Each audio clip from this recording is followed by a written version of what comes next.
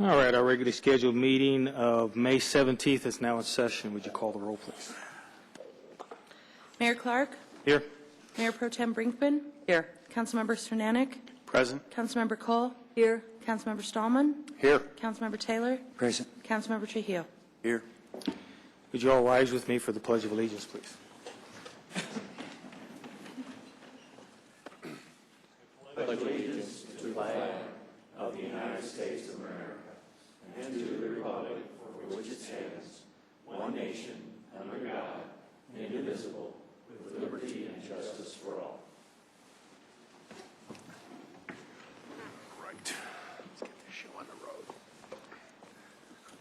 Okay, is there any changes to the agenda? Seeing none, then the agenda is approved as submitted. First item on the agenda is a proclamation for Emergency Medical Services Week. And we have some emergency medical service folks that are here. If you'd all come up and line up so we can see you, please.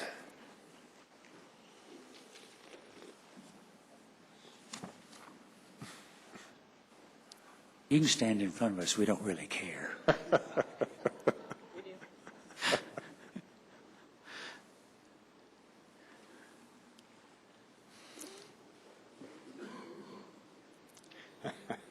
Got to scooch closer than that. Be friends. Squeeze in, guys and gals. There you go. And this is a proclamation of the City of Littleton proclaiming May 15th through 21st, 2011 as Emergency Medical Services Week in the City of Littleton.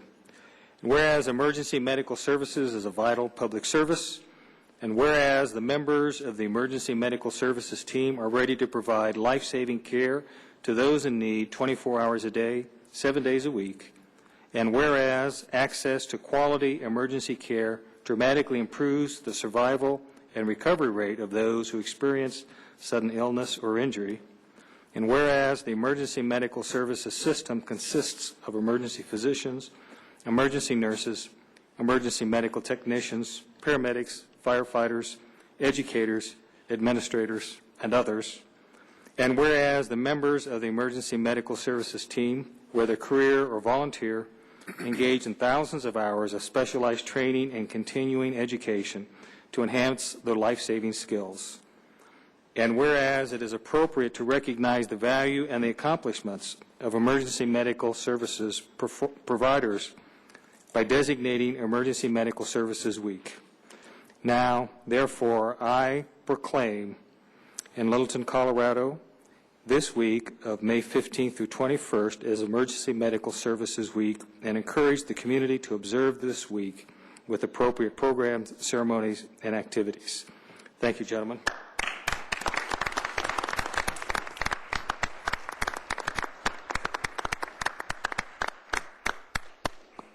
And ladies.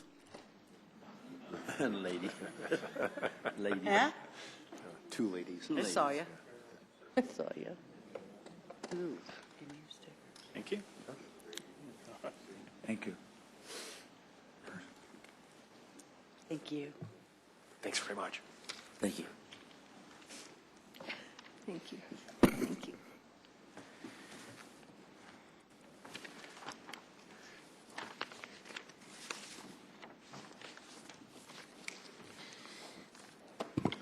Okay, next we have the minutes from the regular meeting of May 3rd. Changes, additions, corrections. I have a couple. Okay. On page 4, line 128, this is for clarification as well as to eliminate duplicated phrasing in the current one.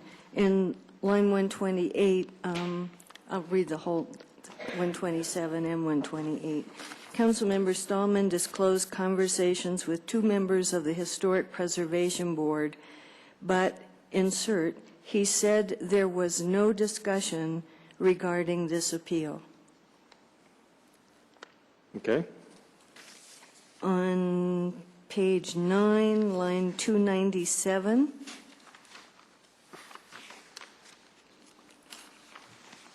Near the end of the line, insert the word league, so it's Colorado Municipal League Executive Board. Also on that page, line 328, change the word "are" to "show promise of being," so the sentence reads, "These courts show promise of being cost-effective alternatives to jail." Peggy, if I could. While we're on that page, in line 312, just to make a clarification, what was discussed was the congressional, U.S. Congress redistricting, not the redistricting that's occurring in the city.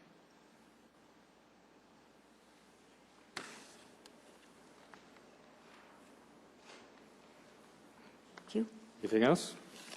And those minutes are approved with the changes. May 10th minutes, changes, updates. Yes, I have on page 1, line 22, after the first sentence, I would like to insert the following. Councilmember Cole said, quote, "Since I think people expected some discussion on this, I would, for the sake of those who are here and at home or see this in the future, to comment on the contract that led to this discussion item." And I do have a copy of that for the city clerk. Anything else? No, thank you. Then those minutes are approved with the changes. Mr. City Manager. Yes, Council, two new employees to introduce to you tonight. The first, if they'll stand, Daryl Stedman. Daryl? Daryl's one of our new omnibus drivers. Daryl's a Colorado native. He's an Army veteran, 4 years of active duty, and he also served retired from the National Guard. He's married with 4 children. He lives in Golden, and he's our new omnibus driver. And as you know, that's a service that really provides a very valuable service to our elderly and some of our more frail citizens in the community. So we're very happy to welcome Daryl to the team. Secondly is Glenn Van Nibbelgen. Glenn, if you'll stand. Glenn's our new Community Development Director. Glenn's a native of Arizona, grew up there, and served in a number of positions as urban planner, Community Development Director in the Phoenix urban area. However, his wife, Suzanne, is from Salida, Colorado, so he does have some credentials. And so they're coming back to Colorado. Suzanne will be joining him soon, and right now they are leasing a place over in your area, Jim, on the golf course there. So behave yourself, because Glenn will be watching you and seeing how you're doing that. So Thanks for the warning. you're welcome. So we're happy to welcome Daryl and Glenn to the Littleton team. Actually, before Glenn sits down, I've heard that he promised all of his fellow Arizona State alumni that he was going to sing their fight song this evening so that it could be saved for posterity. That'll fade fast. Thank you both for coming down. Welcome to the city, and you don't have to stay for the full meeting, but you're welcome to if you want. Next, we have Scott Latonka. And family. And family.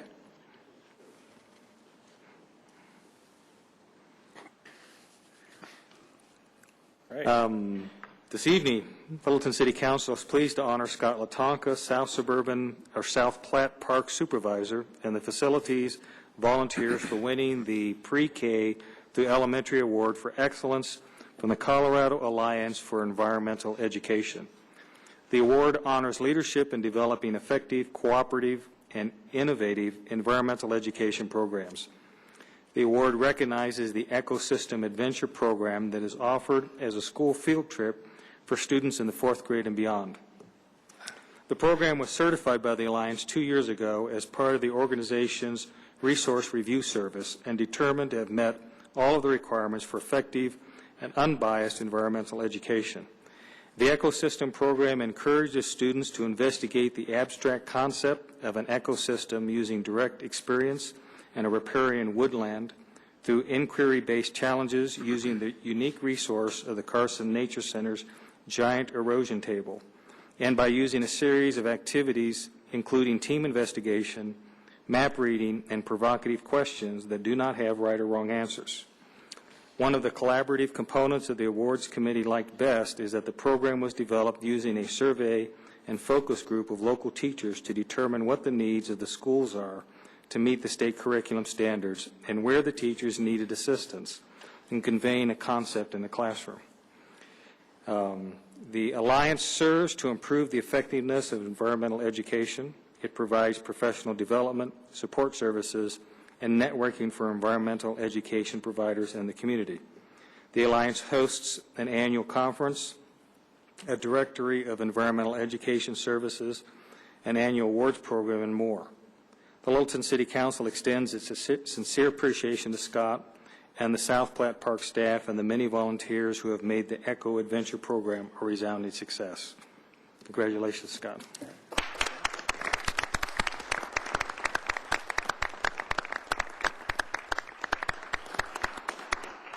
This is one of those days that those fourth graders and above really love to get out and get a little wet, too, at the table.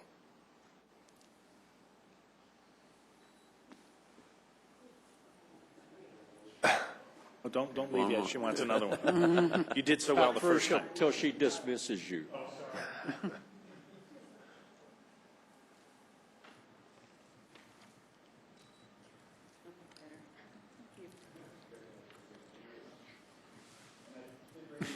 The plaque, this will be hung in the Nature Center, and I pass it around. Okay. So everybody gets a chance to see that. Big thanks to over a dozen volunteers. Why don't you use the microphone, Scott? Just sharing the plaque that we're passing around will be hung in the Carson Nature Center along with other awards that have been won through the years. And really the kudos go to the volunteers. We have 150 volunteers gave hours last year. About a dozen of them were involved with this program, and we couldn't do it without them.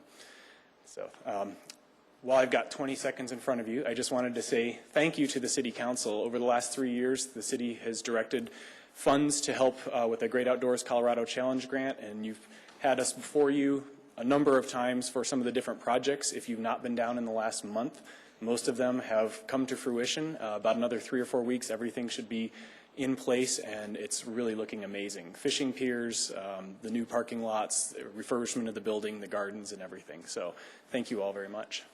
Thank you, Scott. Congratulations.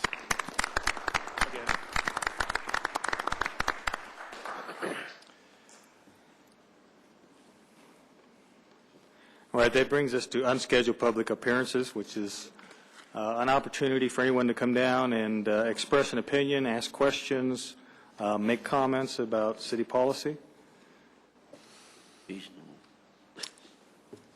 ask you to limit yourself to about 4 minutes.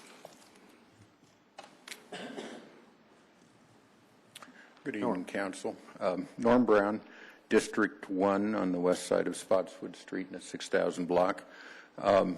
First off, I wanted to, since I've been here before and told my representative, Mr. Taylor, that I was disagreeing with him and he wasn't representing me, I'm here to say that over the last 3 or 4 weeks, you've aligned yourself with some of my opinions, I guess. Anyway, we're in concert, and thank you.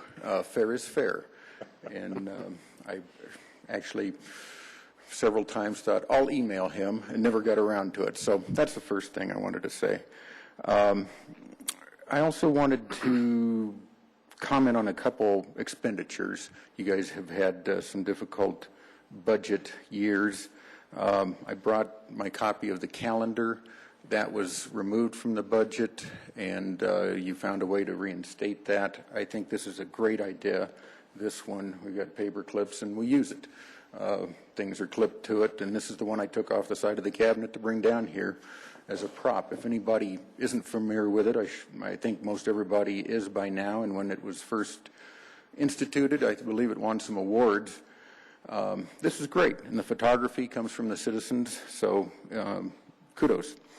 A few weeks ago, maybe a couple months ago, you had a request regarding the former Crestwood restaurant. Someone came and owner, architect, asked for help restoring the roof on that building, and you declined. I think that was entirely proper. It seems to me that there's somewhat of an analogy when you get to the parking lot in downtown Littleton, private property, and although there's value received there, again, I think the direction you've gone to allow that to go back to private use for the owner to do as he best can with it. I've heard a couple of reports on, I heard it on KOA, and I believe it was on Channel 9 as well, and something that I didn't hear, and I believe I'm correct when I explain that the assessor offered a reduction in the property tax that Greg had commented on how it had gone up because it was being leased to the city. If I'm incorrect, then that goes to my credibility, but I believe that's the case. Surprisingly, I don't believe that came out in any of the reports, although I also believe that the city wasn't contacted by those news organizations. One last item, again, complimenting some of the folks that work for the city. I believe, again, hearsay from a friend, I haven't verified it, but there were a couple teams of city folks that ran in the Colfax Marathon. And there seems to be some discussion as to whether that was a good day to run or not. But apparently the women excelled and took first place in their division. And they've been rubbing it in on both days, Norm, I can tell you that. There goes your credibility, I can't imagine. They're models of decorum. The men had a team as well, and I don't think they did as well. If you're fortunate enough to offer your support, and as they are running and you're cheering them on, I'll refer back to the calendar if you want to time them. You can enjoy several of the monthly pictures, perhaps, during the extent of their endeavor. Actually, the men expect to finish next week. Good. I didn't see it marked, but maybe next year's calendar. Thank you. Yes, there was a men's team and there was a fast team.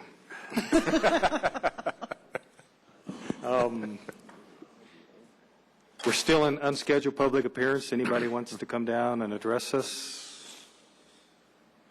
Cal? I assume that's why you came. Yes. Well, I miss you guys. I became of age now. I have to put glasses. All right. Thank you for letting me be here tonight.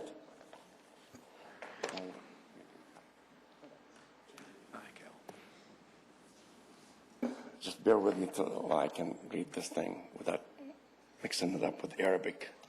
Good evening, Mayor and City Council, ladies and gentlemen. My name is Cal Murab, 6323 South Santa Fe Drive, Littleton, 80120.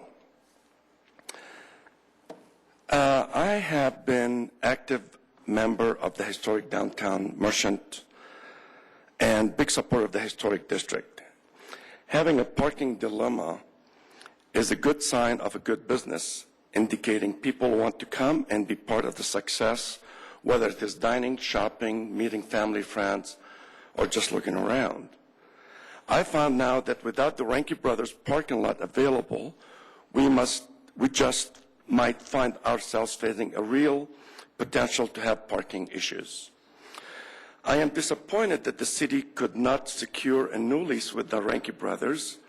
I felt that the free parking offered on the lot at Ranke Brothers location was beneficial to all parties involved.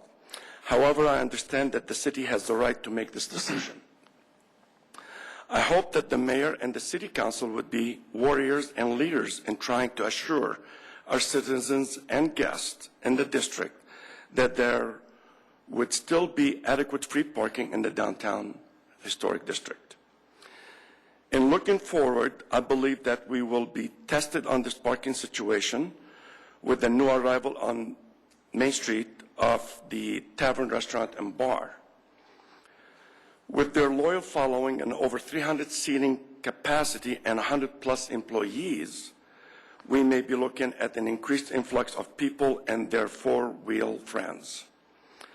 Another issue we should consider is that there may be increased pressure put on the owners of private parking lots to find a positive way to deal with the parking issue, as it would pertain to enforcing their own rules and regulations. Enforcing all the street parking rules and the requests from private lots owners may require more help from our already strained police department. So I identify with the merchants in the district who are concerned about this change in parking availability, and I cannot contest the city's decision to not renew the lease with the Ranke brothers as it was once. I am saying with any change come challenges to overcome, and we must be prepared and aware of these potential changes. Thank you. Thank you, Cal. Appreciate it.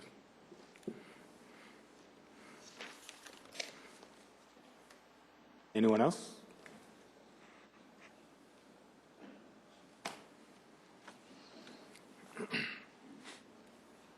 Hi. My name is Margie Drake. I own Colorado Frame and Savvy Stuff at 2396 West Main Street. Thank you for listening. I've been toiling over what to say, had a stomachache all day, eaten way too much to get rid of the nerves. And what it is just all about the parking. But it's not, what I'm here to do is ask for all of you, as well as myself and other merchants down here, to listen to what we're hearing from our customers that walk in our door, to listen to people who don't come down to Littleton and try to find out why. My business has only been here in downtown Littleton for almost 3 years. Before that, we were a mile west of here on Platte Canyon, Platte Canyon and Bowles for 27 years. And so a huge amount of my clientele all lived west of downtown Littleton, and a huge amount of them, percentage-wise, do not shop downtown Littleton. And so I think that listening to your customers and finding out why they didn't like to or don't come down often, maybe it's a once-a-year event. A once-a-year event doesn't make businesses all that profitable. I have to say, our store, we love being down here. It's been a great financial move for us in many ways. We love it. So it's not that by any means, but it is letting the public know where the parking is available. There may be more parking available than the public perceives, and I do believe that is probably true. Before I moved over here, the store over here, I talked to customers again and again, and one of the things that they came up saying again and again and again against the don't move is the parking. I'm concerned about the parking. So I think there may be, again, if we can just listen, but also try to get the public aware of what is available. When you go to a mall, you may have to walk no further than what you need to walk to get into whatever restaurant or store that you're wanting to go into in downtown Littleton. But you do know that you're going to be able to find a parking place. And you know that it's probably going to take you X amount of time every time you go to Park Meadows or whatever. In Littleton, the people, I don't believe, they do know. Maybe they'll get lucky one time, maybe they won't, and they'll just keep driving. I was very surprised when we opened our store down here, moved it down here, how many people were not aware of the public parking at Reinke Brothers. So again, all I'm asking is us to listen to who is, and it's not the people that are already shopping here. There are people that love downtown Littleton. They love every nuance about it. There's a larger percentage of people that haven't been able to fall in love with us. And that's what I want us to do, is be able to let them fall in love with Littleton and give them the knowledge and the best first, time they can have. Thank you. Thank you, Margie, for coming. And we agree with you that I did not want to be here. we appreciate you coming down. And we agree with you that there's probably a lot more free parking than what people realize. On the city's website, there's now posted a map that shows all of the parking downtown, or I should say all of the on-street parking downtown. We got that in the mail. I haven't been able to Yeah, gauge and it, but I didn't that's going to be put out in the next Littleton report, which is sent to every residence in the city of Littleton and all the businesses. There is quite a bit of parking. Cal talked about that. The Reinke's parking lot isn't going away. There's still going to be the spaces there. It's just that Greg is going to charge for that. But there'll still be the same amount of parking, and there is the same amount of parking today as there was 3 days ago downtown. And I think that you're right that a lot of people don't realize how much free parking there is. We got an email today about somebody that's not going to go to Jose's because there's not free parking at Reinke's, apparently not realizing that Jose's has a free parking lot on Alamo. So I think there is a lot of misunderstanding of what parking really is available. But thank you for coming people down. don't Mayor, like change. I'd like to just add, my wife has been a customer of Margie's for 25 years, and if she can't find a parking place when she comes down, I'm going to be in big trouble. So we're going to publicize this big time, and especially for that block that Margie's in on that east end, and Cal has some property. I'd point out, people need to remember that RTT parking lot with 100 spaces, I think Saturday, as I remember, is still probably the biggest day of the week for most retailers. So there's 250 spaces of RTD parking, and especially the one right up at the end, past Details and right up past the building that Cal owns. So we're going to try to emphasize that more, that looking around for the assets that are down there and people realizing that there is going to be quite a bit of free parking. Like you said, they just need more education about where it is, and I need to keep my marriage together, too. So And I appreciate I'll that be working marriage. on it, Margie.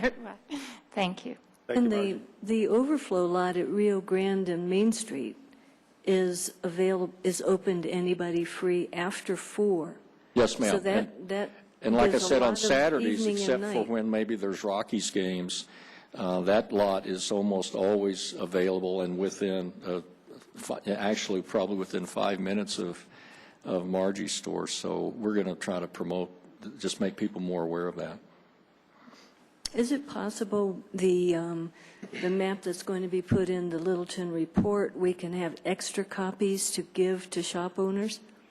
We're putting that in. I guess we need to mention that there will be an insert in the June Littleton report that goes to all 18,000 households in Littleton plus 4,000 businesses, and that there will be a version of that map that can be taken out and then used. So what Dr. Cole is asking about is whether there could be extra copies, and I'll just talk with Kelly and see what we could do to do that. Thank you. Anyone else? All right, that brings us to the consent agenda. We have 3 items on the consent agenda. The first item is a motion to approve awarding a contract for the city manager search firm.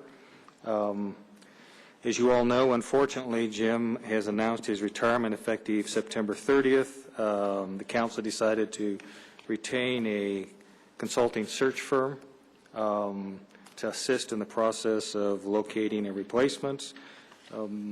We put out a request for proposals, got 13 submissions, narrowed that down to 4 firms, interviewed those firms on last Friday and then on Monday, and the motion today is to award the contract to the Mercer Group. Second item is an ordinance on first reading modifying the alley ownership. If you can read that by title.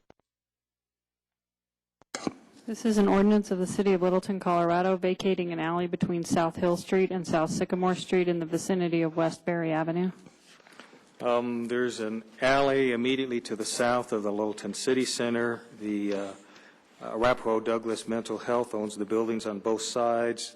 They've requested that we realign the alley, which would give them some parking places in a configuration that they wouldn't get the parking places the way it is now. This ordinance on first reading would allow that to happen. The second reading is on June 7th. Item 7C is a motion to appoint Judge Vigil as an associate municipal court judge. It's to approve the contract and to appoint him for a 2-year term as associate judge. May I have a motion for the consent agenda, please? Move that consent agenda items 7A through 7C be approved. Second. Discussion? Council ready to vote? The vote is 7 in favor. The motion's approved. Okay. And we are now going to have a swearing in, please, with our presiding judge, Jim Anderson. Good evening. I think I told you last December we had 2 of our associate judges that retired, and that represented 40% of the judiciary in the city of Littleton. I thought at one point that we might be able to make do with just what we had. It became clear to me very quickly that that was not the case. I was able to entice Judge Chris to come back for a short period of time to fill in on an emergency basis, but he made it very clear to me that he was enjoying his retirement and wanted to be nothing more than the disaster quarterback, as it were. It's been my privilege for the last several years to work with and get to know Judge Vigil. I think that the Mayor Pro Tem Brinkman and Councilmember Stallman had a chance to talk to some people about Judge Vigil's credentials, and I am thrilled that the council has appointed him as the new associate judge. And at this point, I would like to swear him in, and then if you'd like to make some brief comments, I'd like to give him the chance to do that as well. So if you want to come around here and raise your right hand. I state your name. I, Jess Vigil, Do solemnly affirm do solemnly affirm that I will support the Constitution of the United States, that I will support the Constitution of the United States, the Constitution of the State of Colorado, the Constitution of the State of Colorado, and the Charter and ordinances of the City of Littleton, and the Charter and ordinances of the City of Littleton, and will faithfully perform and will faithfully perform the duties of municipal court judge the duties of municipal court judge upon which I am about to enter. upon which I am about to enter. Congratulations. Thank you.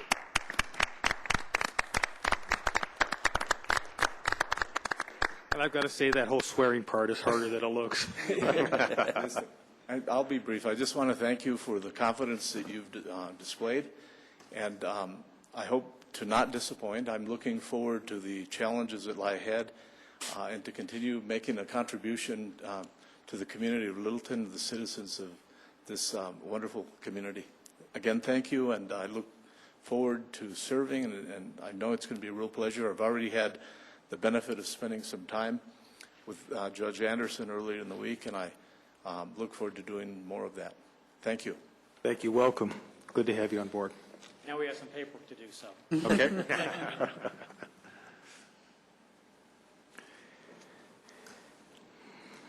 All right, that brings us to item 8A, which is an ordinance on second reading. If you could read the title, please. This is an ordinance of the City of Littleton, Colorado, adding Section 6-4-44 to the Littleton City Code, prohibiting the sale, offering for sale, or public consumption of synthetic cocaine. And do you want me to just introduce the item? Please.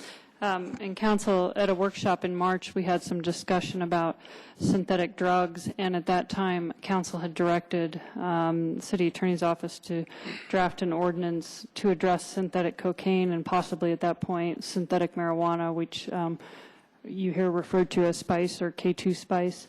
At this point, the state last week did pass a House bill 11-134 addressing synthetic marijuana. Under that House bill, it was classified as a Class 2 misdemeanor, Class 5 felony for any distribution, and because of this classification, it is now a matter of statewide concern. So, in other words, the state has occupied the field, and we really cannot enact an ordinance if it is higher than a petty offense. And so I have not put synthetic marijuana within here. When you look at this ordinance, what I have included is 2 drugs that are on the DEA drug of concern list. I did, in follow-up to Councilmember Cernanic's question, followed up with PD regarding financial impacts and have included that in the council communication. Any questions of Suzanne? Really limited questions. Any limited questions that of Suzanne? much. The test runs $200. Right. Is it possible that we can make the person who gets arrested for it, make them pay the $200 for the test? I guess if it came back negative, that would not hold much water, but if it came back positive, then they would have other charges, and could that be added to their fines? I mean, it could be added as a surcharge to the fine, but to be quite honest with you, we really anticipate that we'll be enforcing this from the distribution side.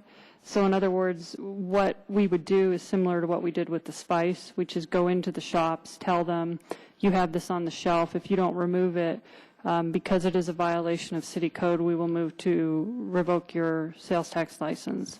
As we experienced when we went out on the spice, we went to 5 shops. All 5 shops took the synthetic marijuana off the shelf because that, is a pretty big hammer to these companies to come in and go through that kind of sales tax revocation process. And so our hope is that we don't have to test it.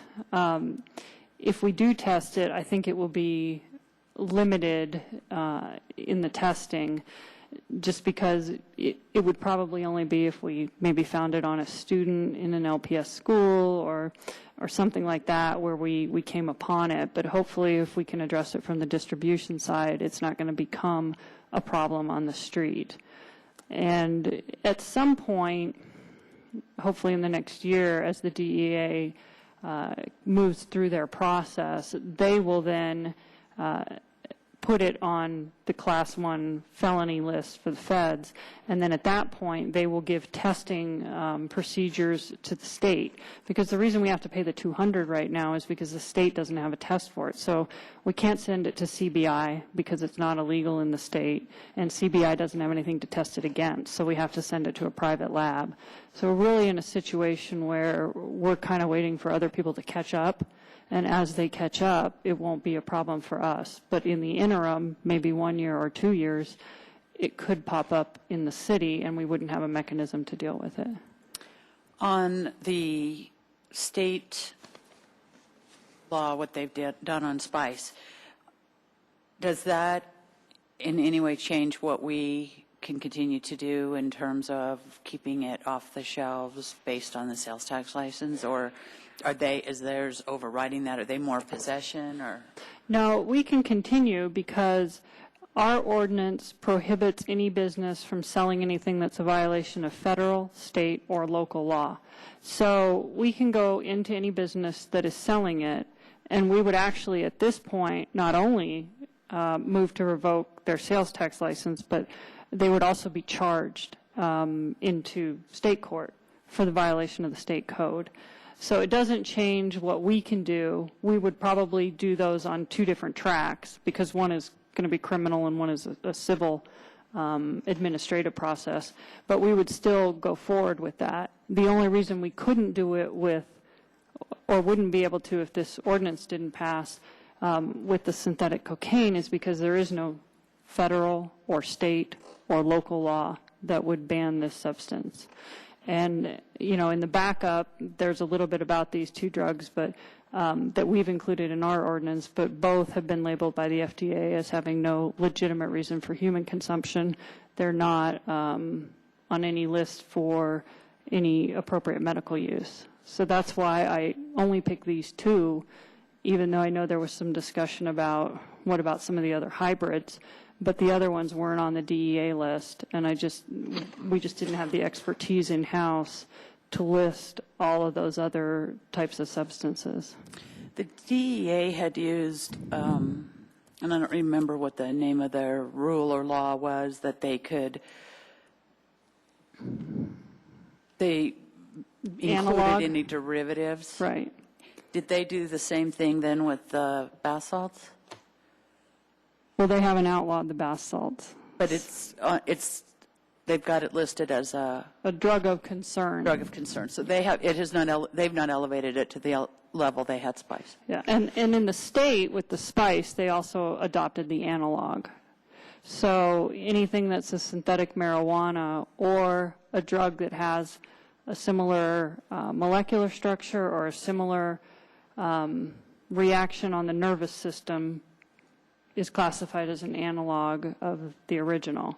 And so the state has provided a mechanism to kind of follow people who would change the molecular structure by one molecule, and it would still be covered. Okay, thanks. Any other questions? Suzanne, with respect to, just to follow on to what Deb was leading towards, I think, which is that how do we keep up-to-date analogs as they come out? The ordinance, as I've read it, is very specific with regard to two that are there. What are the thoughts as to needed amendments? Because at least the state legislature is out of session until January, so. Well, if another drug actually went on the DEA drug of concern list, then we could, I think then we would have a basis to amend it. The real issue is if something new pops up and the DEA hasn't even tested it or put it on a list, then it becomes very difficult for us without the expertise of having a chemist come in and testify or some kind of drug expert. I just don't know how we would make an adequate record of what the health concerns are.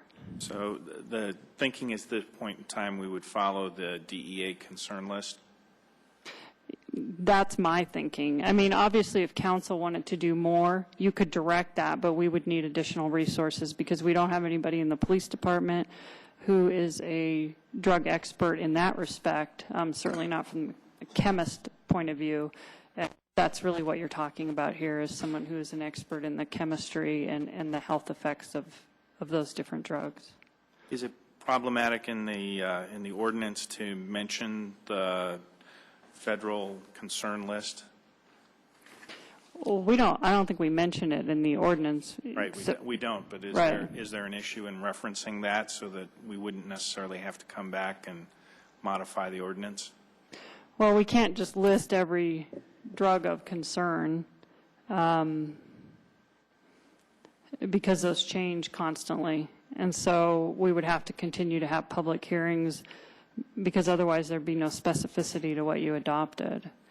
So that's why I didn't make reference to it. I think we have enough in our history as in terms of the study session that we had and our discussion last time and some of the people who spoke at that in addition to the material provided by the DEA to go ahead and do this. Beyond that, I think we would be getting into areas that we just don't have the expertise. Thank you. Peggy. Yes, following up on your answer about the fines and wanting to focus on the source, but certainly it's very easy for somebody to buy something in another jurisdiction, even, downtown Denver, whatever, pop on the light rail, come home, and be under the influence, just as often people do with alcohol, even though we sell plenty of it here. So it seems to me, rather than waiting to discover we might have a problem with with people being under the influence, that it would be good to just build that in. And Judge is sitting back there now, so he could maybe comment on the fine piece, adding it to the fine if somebody were found to have that in their system. Well, we're not even talking about having it in their system. We wouldn't have a way to, if they had it in their system and they were driving or something like that, the only thing we're really addressing here is possession and sale. So if you're driving a car and you're intoxicated off of this, that is probably going to be written into the state court because you're impaired, whether you're impaired on a legal substance or an illegal substance in the eyes of the law. If you're driving under the influence of a drug, you would still be charged with But if they're DUI. in possession, would they not have a fine? If they're in possession, yes. Yeah. But if they're under the influence but they're not in possession, that wouldn't really be an issue that the municipal court would see. So there's no need to be doing any blood testing? Not blood testing. We were really talking about testing the product itself. So Okay, police come upon the so back package. to that. Okay, Right. so, but if we think that's what they have and we test it, then can't we anticipate, I can't imagine we're not going to have that issue if we're the only ones that really crack down on it here and it's out there all over, or at least some places all over. We could have a surcharge for the testing. So, I'd like to be doing that. So we need to amend this to do that? Right. You would have to amend the ordinance, and upon any conviction, I think your language would be upon any conviction of this ordinance, there shall be assessed a $200 surcharge for the testing of the product. In a second, I'll ask you to repeat that. So, And I'll try to remember what I just... thank you. Any other questions? Phil?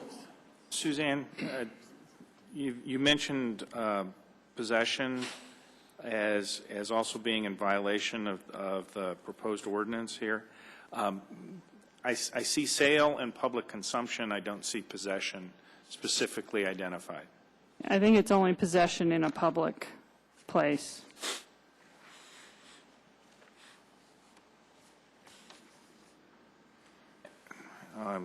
And I don't, who makes that determination? Because as I read the ordinance, possession in, I see public consumption, I don't see possession.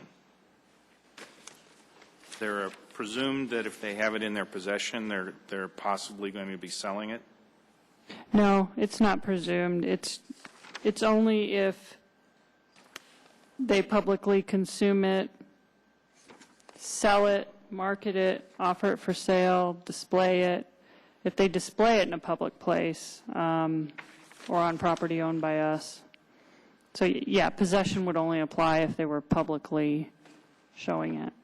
And there's a reason for that, which has to do with the constitutional protection to travel. And we get into that when we talk about carrying concealed weapons laws and that kind of thing, where it's legal in one place and illegal somewhere else. Mere possession will sometimes run afoul of that constitutional protection, but if there is something on top of the possession, like the public display or the public consumption, then it's not strictly just traveling. You did something besides travel. I remember we covered that before. You remember? Okay. Thank you. Bruce, and then Peggy again. I guess to sort of extend Peggy's thought on availability broadly, I think one of the issues, and I think we got this from the school district, is that the availability of this stuff is widespread relative to what our ability is to control it within the city. I had an opportunity to chat with Keith Gardner, who's one of the council members of Centennial, and apprised him of what we were doing in this area. And I actually think it would be good from a regional standpoint if, once we get through this process, if there's an ability to share it with our counterparts in Englewood, Centennial, Sheridan, Denver, Highlands Ranch, so forth and so on, because, I mean, I think it's only, honestly, it becomes more effective and far more powerful if there's a daisy chain of this stuff that really gets it off the shelves, so that somebody, who's interested in, who lives in Littleton can't walk across the street into Englewood or Centennial and find a gas station and buy it there. So.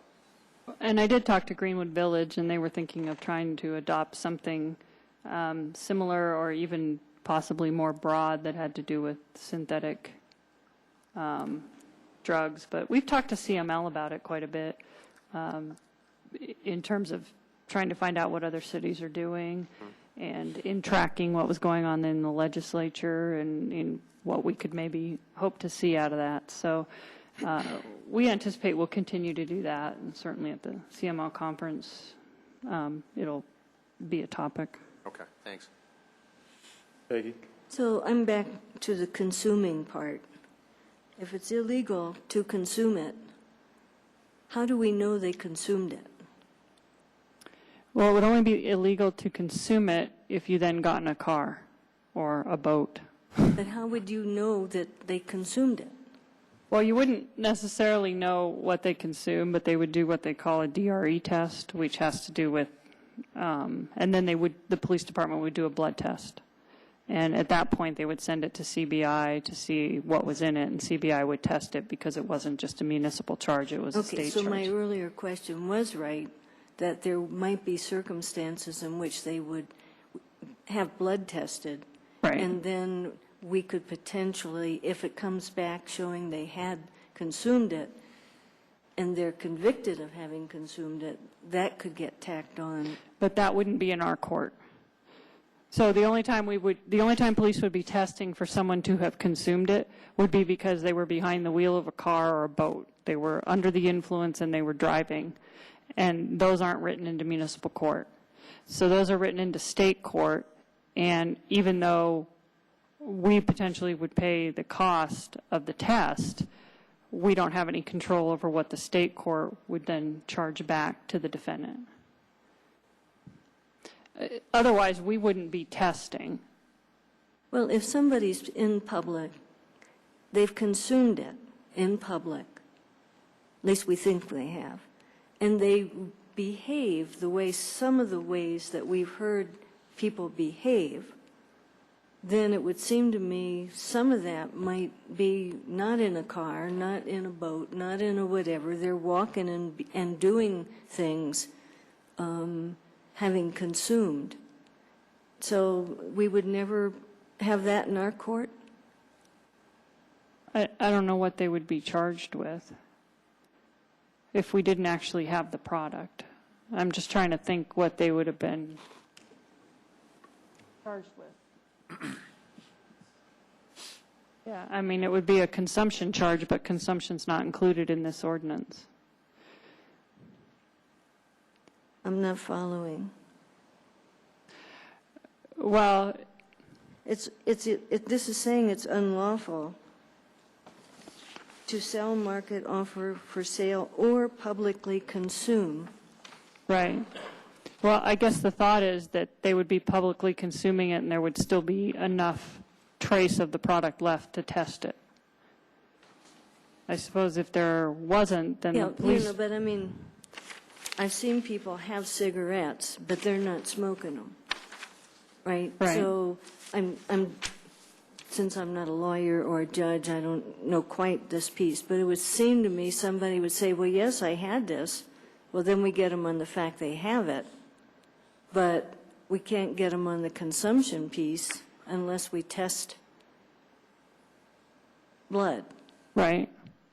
And so maybe they have it, but in a container that doesn't say what it is, and maybe they gobble it all up, I don't know, so you don't have any left to test. I know this is sort of going to extremes here, but it almost seems to me we need to just take out the consuming if we can't really do anything with it.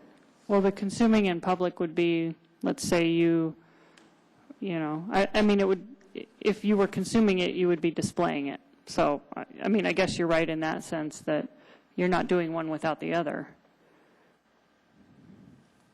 Counsel, I guess from the enforcement side, and not to get too deep into the driving while impaired, but I guess I would encourage you, the science on this will change. I think you are considerably ahead of most other cities.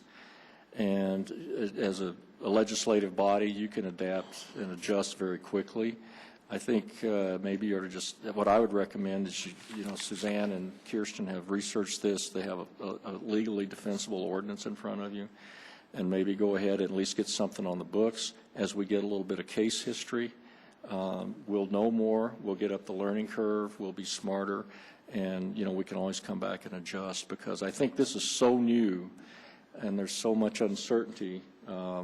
With even where the Drug Enforcement Administration is and enforcement, how the street cops are going to treat this, whether they come into a party, and they, for those of you who've done ride-alongs, I mean, you come to a party and there's alcohol, there's, marijuana, you think about the cop on the beat who's going to have to go in and try to sort this out. There's going to be a learning curve here, and I think what Suzanne and Kirsten is that they've at least put a upfront tool in the hands of the police officers and the municipal court, and come back and adjust. If this seems to me to be a very good start, so I'm not sure you should try to have a perfect ordinance tonight, as new as this is. I'm hearing that, but let me ask one question. Why wouldn't we just say, or publicly possess? If if that's going to really get at the issue, possessing it. You could. I just have consume in terms of they walk in and someone's smoking it or inhaling it. I don't see the harm of leaving it in there. I don't see any downside. I think it's just modeled after how most of those drug laws are written. And they'll have to figure out the impairment part of it. As Suzanne said, those get cited into county or state court. They have to do that now with the prescription drugs that get abused. And our drug recognition experts, we're going to have to kind of try to figure this out too. That's specifically on the driving side. So there'll be a learning curve. But as long as they don't consume it, it's okay to have it.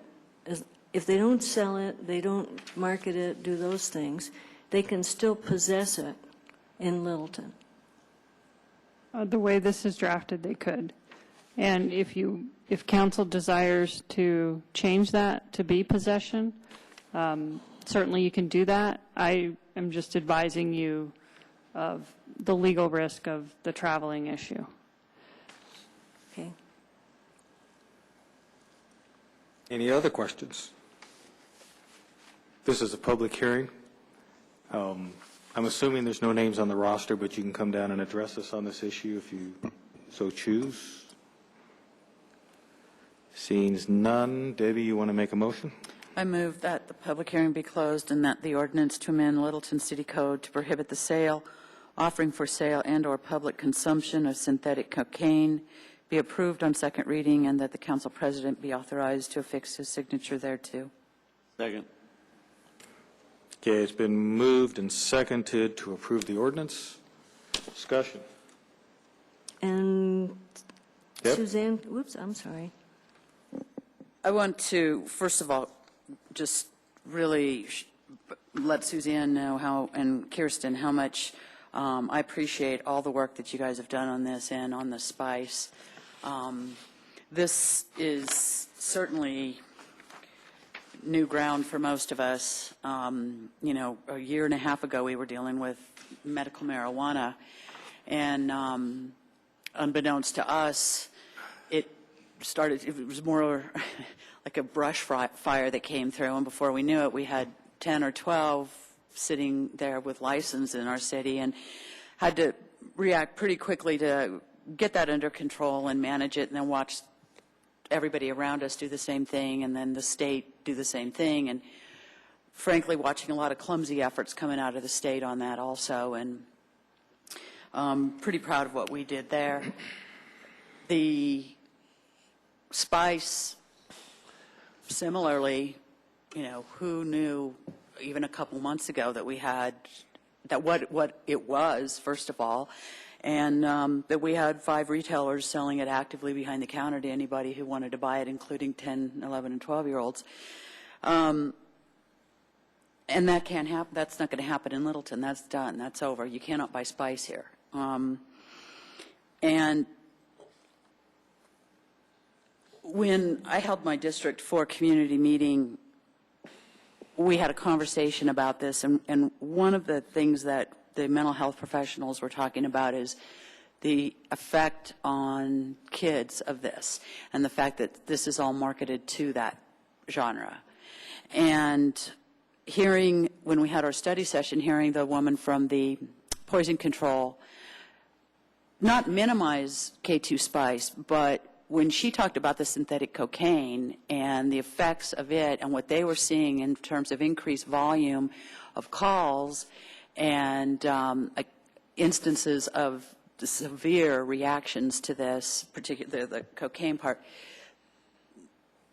that seems to be rising on the level of a lot of the medical health professionals, the hospitals, because it's the hallucinogenic aspect of it.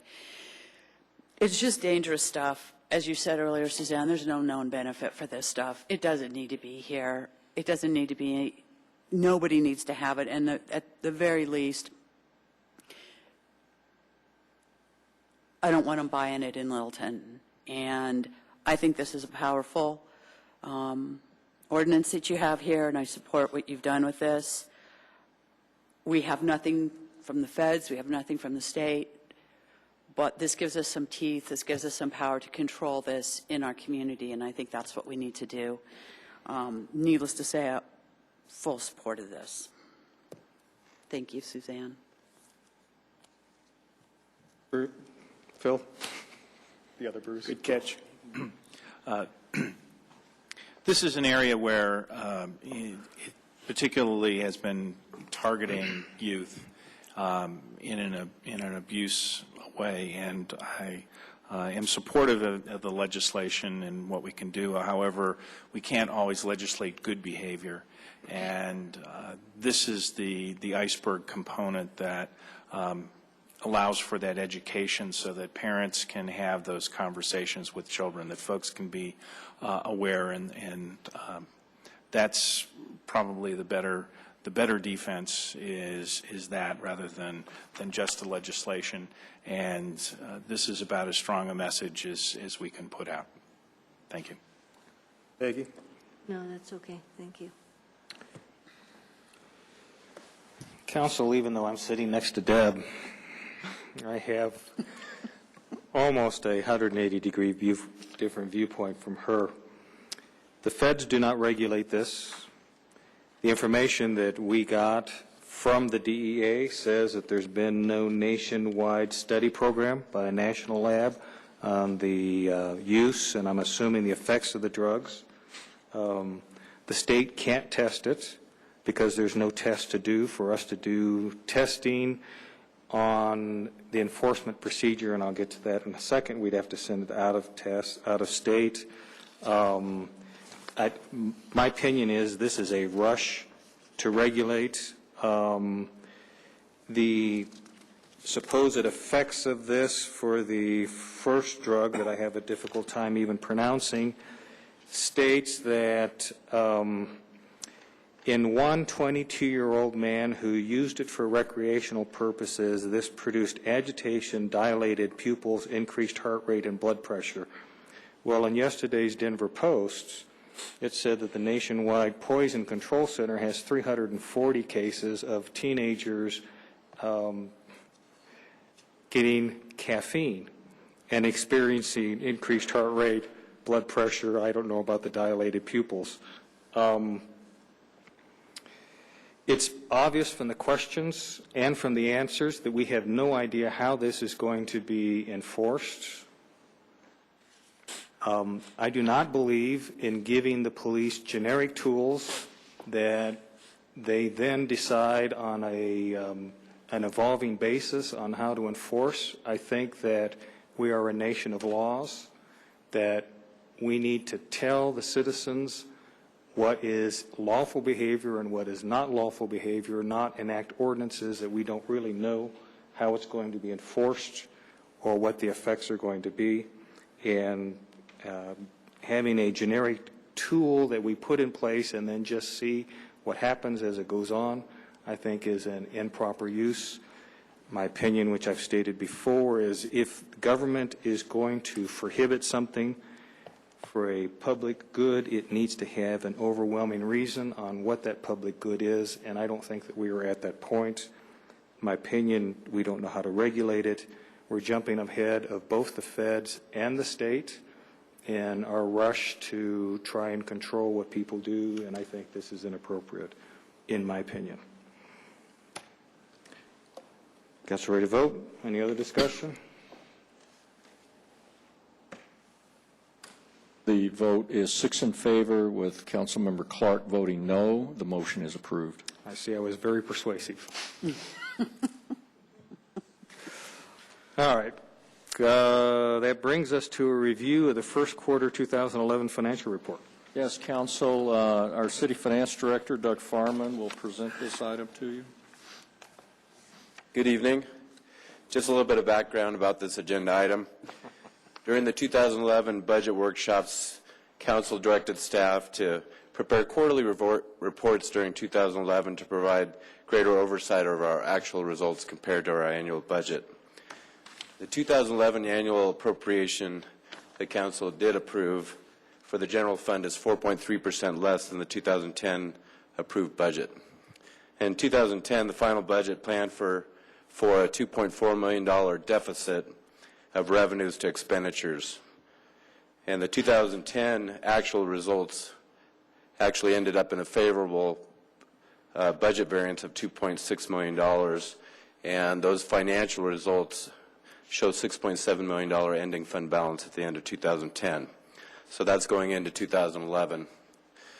At the end of the first quarter in 2011, we went back and we compared it to 2009, 2010. And 2009, the net revenues for the general fund was approximately $165,000. In 2010, $155,000. But in 2011, we have a $630,000 net positive revenues compared to expenditures. And this improvement is mainly due to decreased expenditures of $461,000 this year. Also through March, which is approximately 25% of the fiscal year, the city's receipts have totaled 25%, just above 25% of the fiscal budget.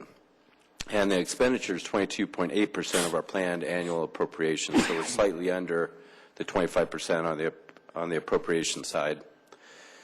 At this point in the year, staff projects this trend to continue, and as shown in the packet on attachment 1, it shows general fund ending fund balance to grow by approximately $500,000 based on those estimates at the end of 2011. We believe this to be a conservative estimate at this point, but we also want to note that revenue forecasts will fluctuate throughout the year, and we'll continue to adjust those appropriately. Expenditures are trending at or below target so far for the first quarter, and some costs such as fuel and utilities could rise depending on market conditions for fuel costs and utility costs. Overall, we believe the general fund to be moderately improved so far compared to last year, and we recommend no additional action at this point in time. And we're ready to answer any questions council might have about the first quarter results. Bruce. Just a couple clarifications, and just, I guess, so everybody's got the same information. The water contract, and this is you and Tiffany, and I think City Manager Woods replied this afternoon, so essentially I'm not sure everybody got there if I just did. But long story short, okay. The $1 million from the water contract payment from Denver Water is in the special projects funds, not in the numbers you're giving us, because it's not in the general fund. That's correct. It's right, special projects. but we've obviously received it. That's okay. correct. We haven't done. We did adjust the beginning fund balance amount for the rebate to the fire partners as per the overpayments they made in 2010. So the indication was that the beginning fund balance of $6.661 million was net of the payments going back to the fire partners. That is correct. Okay, so that's good that that's out of the system. And then I guess the last one was just recently we didn't renew the Reinke parking lot lease, which is not reflected in your numbers. So theoretically, there's another, depending on what we choose to do with that, potential savings. That's correct. Those adjustments have not been built in. Okay, perfect. You can continue to adjust this throughout the year. Yeah. On some of those type of items. No, I understand, but it's a little incremental cushion kind of stuff. That's right. And I guess without getting into it too far, and this was sort of, I'd sent some notes earlier this morning, so I understand you guys haven't had time necessarily to digest it all, but I guess as we start prepping up for the 2012 budget, trying to deep dive a little bit more into some of the larger spend items, and I know in particular, one of the ones I was looking at was utility costs, and I certainly get the fact that we've got reduced consumption, if you will, being offset by potential rate increases in a variety of areas like electric costs. Certainly lower fuel costs are being offset by higher fuel prices as far as fleet is concerned. You've got an aging fleet, so that's costing more money to maintain and to continue to keep it on the road, so forth and so on. But I guess, just any creative ideas, I know there's a lot of them out there in terms of things that we might look at from a business case perspective in terms of, for example, Phil Cortez and I have been looking at some of these solar applications. Does it make sense with the rebates and with the electric costs and so forth and so on to think about doing energy conservation kind of stuff? Is there a short enough payback? And I know you guys are looking at that. I'm just encouraging you to keep doing that, given that we certainly want to. What you've got here looks good, and it's trending great, but obviously there's always wood to chop in terms of trying to bring down some of those bigger ticket items. So thanks. Yeah, as Phil would say, the budget team's job is never done, so we continue to look at those creative ideas. Those are all very good ideas. We look at the fleet to make sure every vehicle is necessary, because the real reduction for those fleet costs is going to be if we reduce the fleet. Right. And so as a budget team, we look at the underutilized vehicles as an example, and we'll look at some more fuel-efficient, energy-efficient type of ideas as we progress. And the city manager will be rolling out his budget instructions next month. So we'll have a little bit more idea, maybe the framework or the type of budget restrictions, budget constraints that we'll be looking at for next year's budget. It's just a little too early with the first quarter. I understand. Maybe next quarter we'll have a little bit more information. No, it sounds good. Thanks. Deb?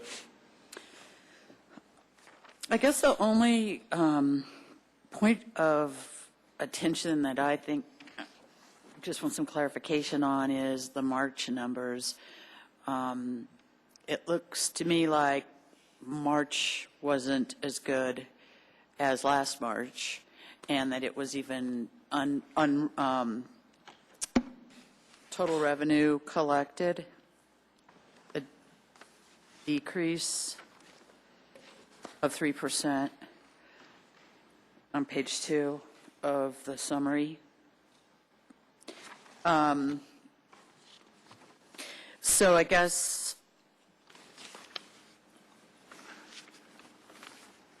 not seeing a continued uptick off of that, because January, of course, those were holiday numbers that came in, so January is always real high. Right. February looked, on this chart, looked pretty decent. But then, like I said, March came in under February and under March. Yeah, I think you might just want to delve into that, because total revenues, and I can't remember, total revenues includes, I don't know, Tiffany, the difference between that. The key one that I look at is sales and use tax, because that's really the barometer of the what the economy's doing. So we'd have to go dig down and see why. Total revenues is a really broad category, so some of that could be, I don't know, we'd have to go look and see. Just a blip in use tax or something like that. Right. I mean, so if, the second bullet there, total sales and use, we're actually up 3. So we're just a little bit into the black on that. So, well, the big difference there was the property taxes, bullet number 3 there. There was a timing difference in receipts between this year and last year. So that was about $100,000 difference. Otherwise, the year. Some of that's a timing issue, Deb. Okay. But let me just say that, I want to just reemphasize, Doug, Mr. Farman said we're it's moderately better, but the cautionary comments by Mr. Stallman, we are feeling somewhat comfortable, but I think I've said this in a couple of emails to people, my own gut is this economy is still very fragile, very fragile. So I want to say to you, the team, just because it looks somewhat a little glimmer of light, we are in no way thinking that we're going to relax, because it just looks very fragile to me, and so we will continue to be very conscientious about looking at cost, where we can achieve those cost savings, and monitoring these revenues, because it's just I was just caught the Lair report tonight, and the housing market is still just absolutely abysmal all over the country. So there is still a lot of fragility in this economy. So we're just sort of tiptoeing ahead, even though at least right now it's looking a little bit more decent. Bill? Yes. Thanks for doing the work, Doug. Sure. From what I'm saying, it seems like no adjustments needed. Continued vigilance would be the way to go. There's some recognition of some one-time items, like the sale of the Sternberg is included in the general fund, recognized, not annualized. So good math, Tiffany, on that one. The interesting item is the positive retail sales tax projected for the year is about equal to the total positive that would come from the projections. So it really is in the retail sales tax side is the least predictable of the items that we do have on the revenue, and I'm sure that Scrooge Woods will keep his thumb on the watch here for his as he gets shorter and shorter and closer to the nub on this. So I think that's there. The one item that doesn't have an explanation, and maybe you could explain it because it's a significant negative variance, is the encumbrances. I know those are attributable to prior year. Are those in any particular area? Actually, we have reduced that encumbrance amount quite a bit over the years, and we try to do that through the budget process. If a department knows they're not going to be spending the money in the current budget year and need to carry it forward, then we try to get them to rebudget that money so it's not sort of lost through the encumbrance system. So that $325,000, I think, is pretty well spread out through the departments. There's no major item that comes to my mind there in the general fund. I know we've kind of cut that dollar amount in half over the years. So we have 11 departments, and that's pretty well spread over that $325,000. Hopefully we'll continue to reduce that, but I think that's down as pretty well low as we can get. Maybe in Mr. Wood's budget instructions that can cover that one more time. Okay. Council, I'd like to, just as a point of personal privilege, just point out one item, and this is just because I have a long association with this project, but if you see in the projected changes, that Riverfront Authority tax increment, $129,000, that is 10-year effort. Are we actually getting money out of that? Yes, sir. You didn't see that? Thank you. You've got No, it. I I mean, missed. you've got it. That's it. Attachment 1, projected changes, Riverfront Authority tax increment, $129,000. And I won't go into the whole history of this, but the Riverfront Authority was formed in 1980. I believe, Jim, were you on the original? No, I came on 1981. Okay, 1981, and then that was the project that eventually that the Ryder Corporation did. It was going to be the festival center, all of that kind of stuff. And then by about 91, they really had, they got caught in the bust. It was black, dark, gloomy, ugly for 5 years, all of us driving by it. And then the EchoStar Corporation bought it in 1996. Well, when they bought that, there was a very, very complicated restructuring of the bonds. All of the bonds were at that time owned by a big investment firm, Van Kampen, out of Chicago. There was a new buyer. There was some restructuring, but in that, and this was really under Jim's leadership. I believe you were chair at that time, or was it Mike Massey? I can't remember. Mike was. But when we restructured that, they actually structured eventually some payment to come to the city if those primary bonds ever got paid off. And at that time, because we were going from, the original projections had been based on all this retail sales, and EchoStar was only going to pay property tax. But everybody thought, well, what the heck, let's go through this. And I want to give particular credit to a man named Bill LaJoy. I don't know how many of you know Bill. Bill's an accountant here in town, and I believe Bill was maybe on the original Riverfront. No? You don't think so? Okay, but a long time. Been on a long time. And I will tell you that $129,000, if Bill had charged us the number of hours that he put in on that, we would have been in a deficit. But he was an absolute tiger in hanging in there and putting in his own time, volunteer time, working with the county assessor, tracking this, working with, I believe Cherry Creek Bank was the trustee of the bonds. So, I should have put a little asterisk there, a special thank you to Bill LaJoy for finally, we received some money. I mean, obviously, we got the benefits of the 1,500 employees that EchoStar has there, and they put $15 million into the building. But this was kind of a moral victory for the Riverfront Authority. So, And I will tell you, I think it's the final payment because the bonds have all been paid off. This is We it. made the final Right. payment last week or last month. The bank is closing it out. Right. It's done. Bruce? Doug, I wanted to ask one other question. The retail sales tax receipts that are reported for March, are those 1 month in arrears? Do they represent receipts collected in February? That is correct. Okay.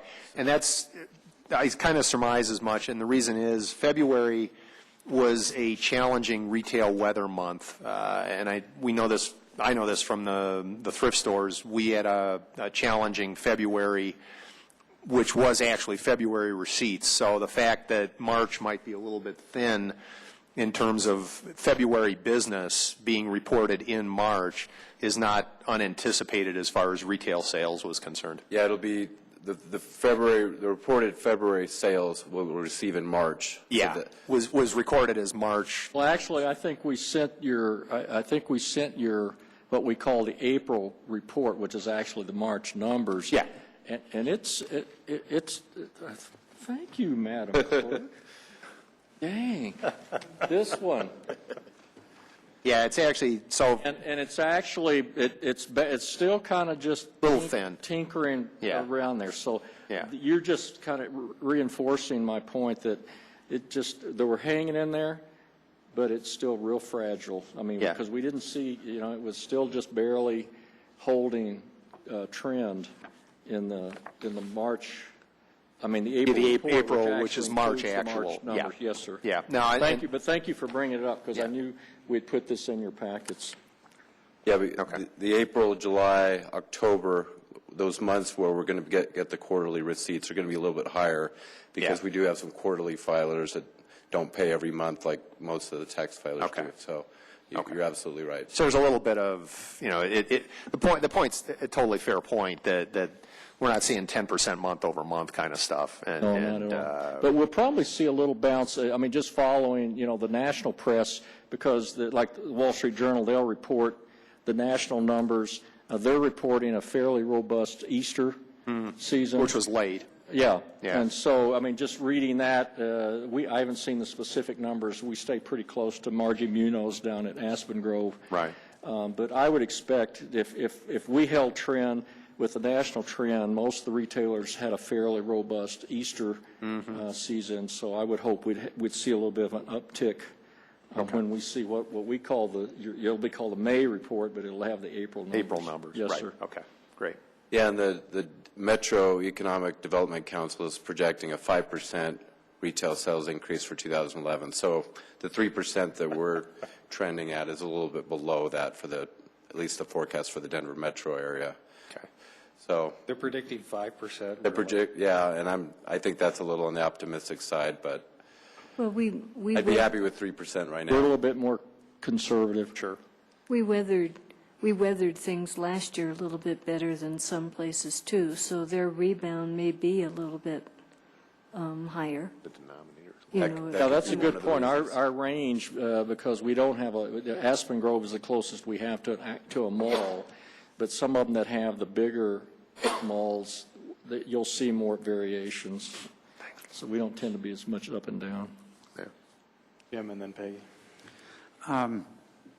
I was encouraged with your 2011 report for the first quarter being higher than it was in 2010 and 2009, but it is not anywhere close to where it was in 2008. We're still down considerably from where we were at that point in time.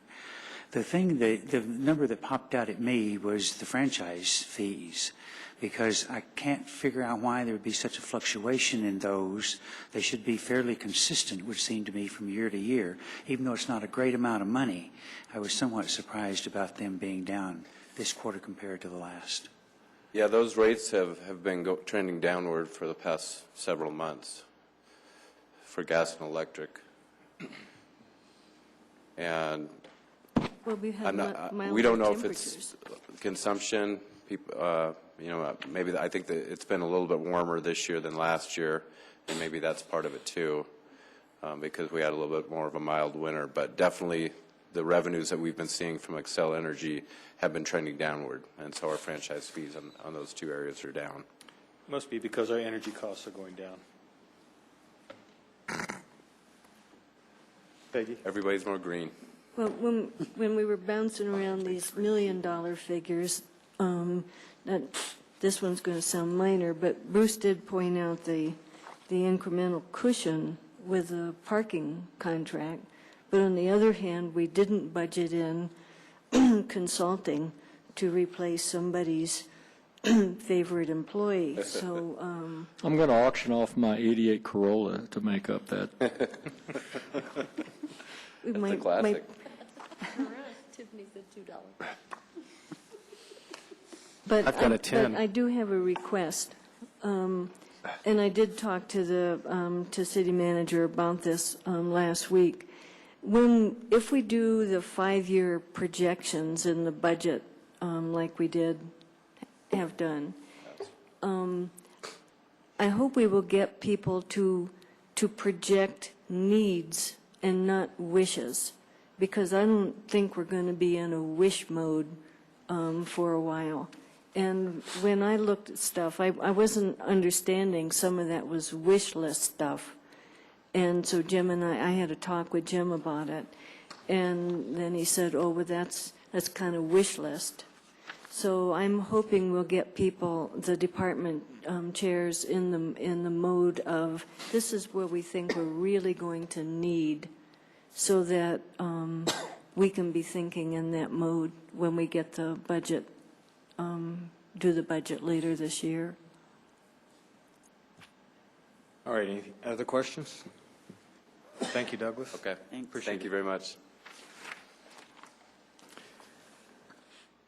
Item 9B is a resolution supporting the candidacy of Jim Taylor for the Colorado Municipal League Executive Board. If you could read that by title, please. This is a resolution of the City Council of the City of Littleton, Colorado, endorsing the candidacy of City Council Member Jim Taylor for election to the Colorado Municipal League Executive Board as a representative of cities with a population of at least 8,000 but less than 80,000. Jim, do you want to introduce this? Do I have to? No, I could do that if you want, if you trust me.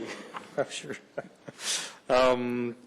The Executive Board for the Colorado Municipal League provides direction to the league. The league is a lobbying organization, among other things, for Colorado municipalities.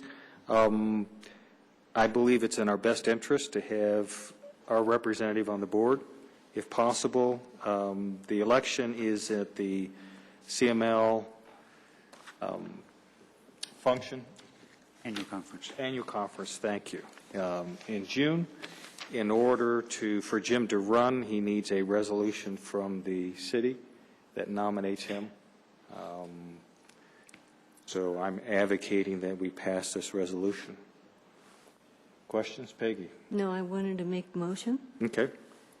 I move that the resolution endorsing the candidacy of Littleton City Council Member Jim Taylor for a position on the CML Executive Board be approved, and that the mayor be authorized to fix his signature thereto. Second. Okay, it's been moved and seconded to approve the resolution endorsing Jim. Discussion? Yes, whoops. Since I made the motion, I get first. You do. So given Jim's extensive background, not just as a city council member, a mayor, and also his extensive experience in so many ways that I can't even begin to name on various intergovernmental things and so forth. And given the importance of having cities of our size have a voice in CML on the board, I just think this is a really important thing for us to be supporting. So, Phil? Yes, CML is as the mayor has presented, is certainly a lobbying organization, but it's not only a lobbying organization. They certainly do provide a fair amount of education, both for new members and existing members, and do provide an ability to network among the folks, both from a staff perspective with cities as well as elected officials in the cities, and a tremendous sharing of ideas as I have found. I believe that Jim's background, both in municipal government, special districts, and certainly as the current serving chairman of DRCOG, certainly exemplifies and brings to bear the networking that can occur across the jurisdictions, and wholeheartedly support it. Jim? Well, thank you, all of you. One of the reasons why I decided to put my name forward was there are no metropolitan cities in our category that's on the board, and I think that's a voice that we need to have there. And it won't bring dollars to the city. It's not the purpose of this. The duties are primarily during the legislative session, where the board meets monthly, and then there's 2 to 3 meetings outside of the legislative session, one of which occurs at the annual conference. And then there will be a goal-setting retreat that'll come forth at some point in the year. Not only is my involvement with DRCOG, I think, a good connection with the Colorado Municipal League, but also I've been very active in the National League of Cities and had a lot of connections there that I think will be of benefit to the executive board. So a very challenging race. It will be a very challenging race. There will be, at the time I checked last week, there had been no one in our category who had filed a resolution to run for the board. By the time the nominating committee meets next month, I probably be as many as maybe 10 people running. So it'll be a very challenging task ahead. Any other discussion? Council ready to vote? The motion is to approve the resolution supporting the candidacy of Jim Taylor. Vote is 7 in favor. The motion's approved. Thank you. All right. It brings us to reports. Mr. City Manager. Yes, Council, a couple of quick things. One, just to remind you, you have breakfast this Thursday with the Board of Directors of Hudson Gardens and the staff. We'll be right next door here. And I believe I think Marlene may have sent out, did she set out the attendee list? Okay. I think all the board members are going to be there, so we'll be right next door. Jim, a question on that? Yes, ma'am. The agenda has, it appears as though they're asking for grant money, they're asking for, or there's some discussion on that. Do we need any background on that? This is yes, ma'am, and you'll have to help me out. The breakfast that the board hosted last fall. With us, yeah. Am I right about this? There was a question was raised about whether the board, our parts of our open space share back money could be available, whether that was permissible. And I believe the answer was that as long as it was an eligible project, they could certainly approach the council, just as we bring other projects to you with the green, the foundation, the Trail Foundation, the South Suburban Foundation. And I believe that they want to discuss that. So do they have a project that they want? A children's garden, that's what they mentioned at the... I did not talk to Rich myself. He gave that topic to Marlene, so I don't know if they have I assume they do. Suzanne, are you more in the loop? That's what they were discussing at the fall one, was this idea for a children's garden. And that was the one they were told to come back with a proposal. If and I can check, maybe I can call Rich tomorrow. If he has a proposal, maybe we could get it out to you. But they didn't send any other material. So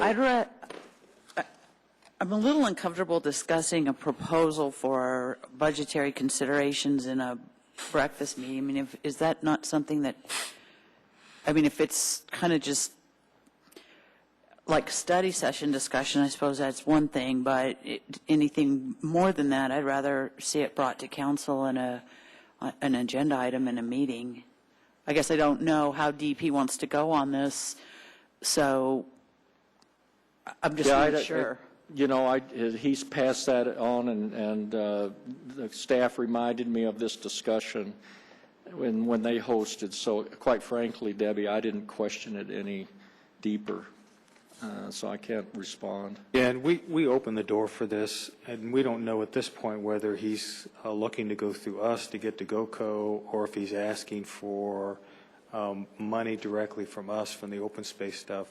But if this were to come as a request for budgetary money from the city, it obviously have to go to council, if nothing else, in the budget that would come to us. So I don't think there's any problem in just discussing with them what their ideas are on Thursday morning. I don't think so either, if that's what we're going to talk about. That's my only question. Why don't I call Rich tomorrow and just get clarification? And I think what I can present is, if you want to discuss it in concept, but if you want to make a specific budget proposal, it's going to need to come back through your regular budget channel.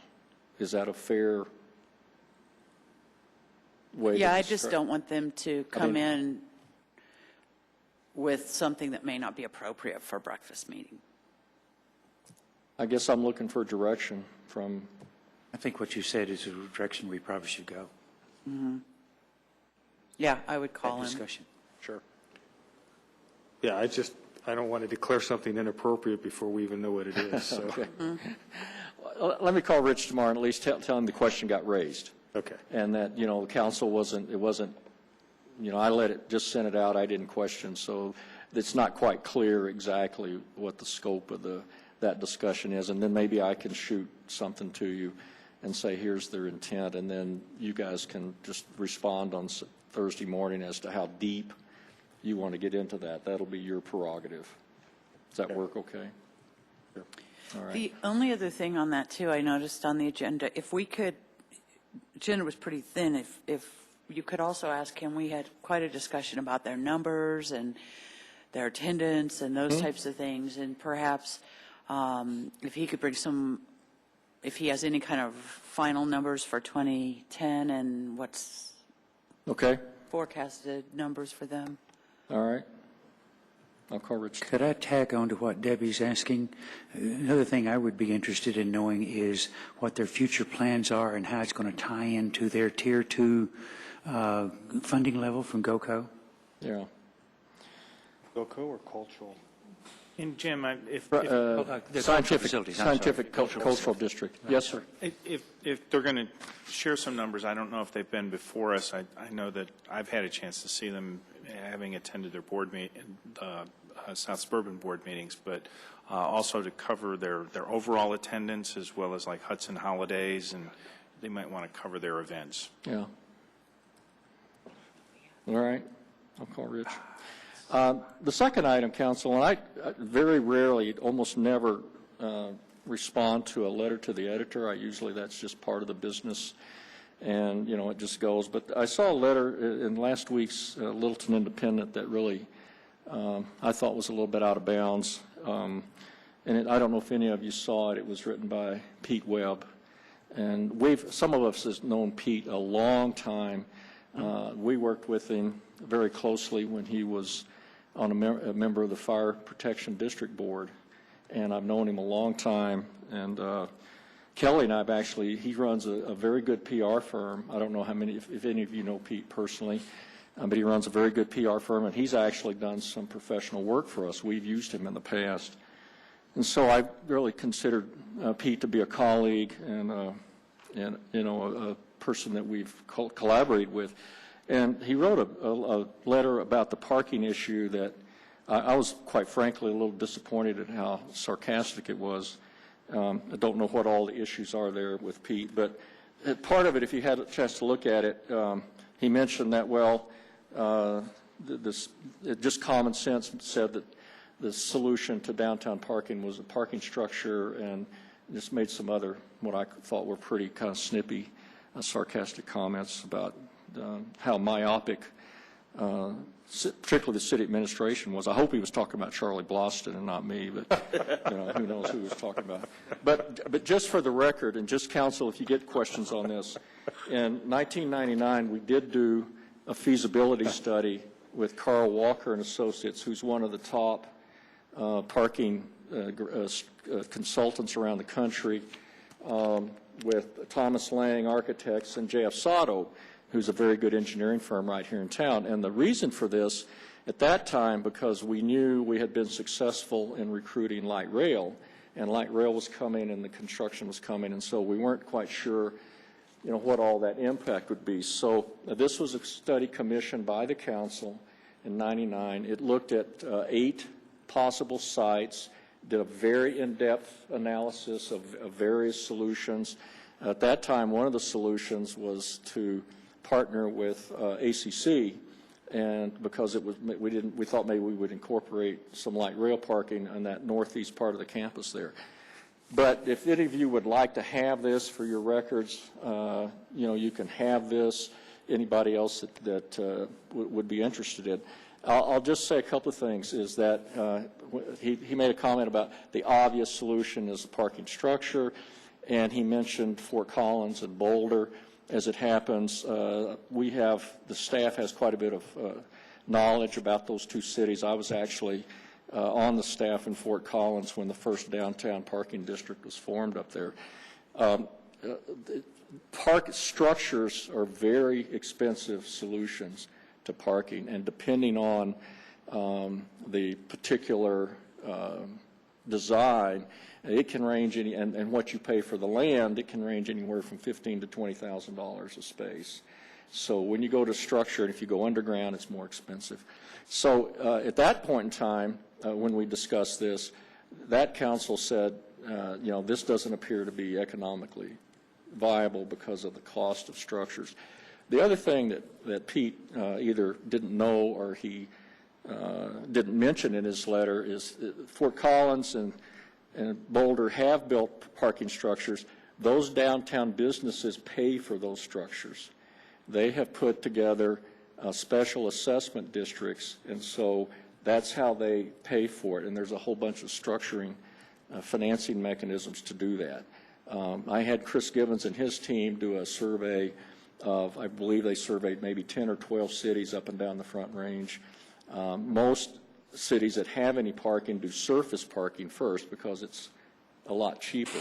And secondly, they all have either an urban renewal authority or a downtown development authority where the downtown itself is assessed to pay for that. So anyway, just wanted to let you know that this background does exist. We did do a very thorough study on it. At such a point in time that maybe people in the downtown, or if we reach a threshold where people want to consider structured parking, it is expensive, but if the property owners are interested in it, I think Cal Murab mentioned earlier, there might be some other solutions down the road.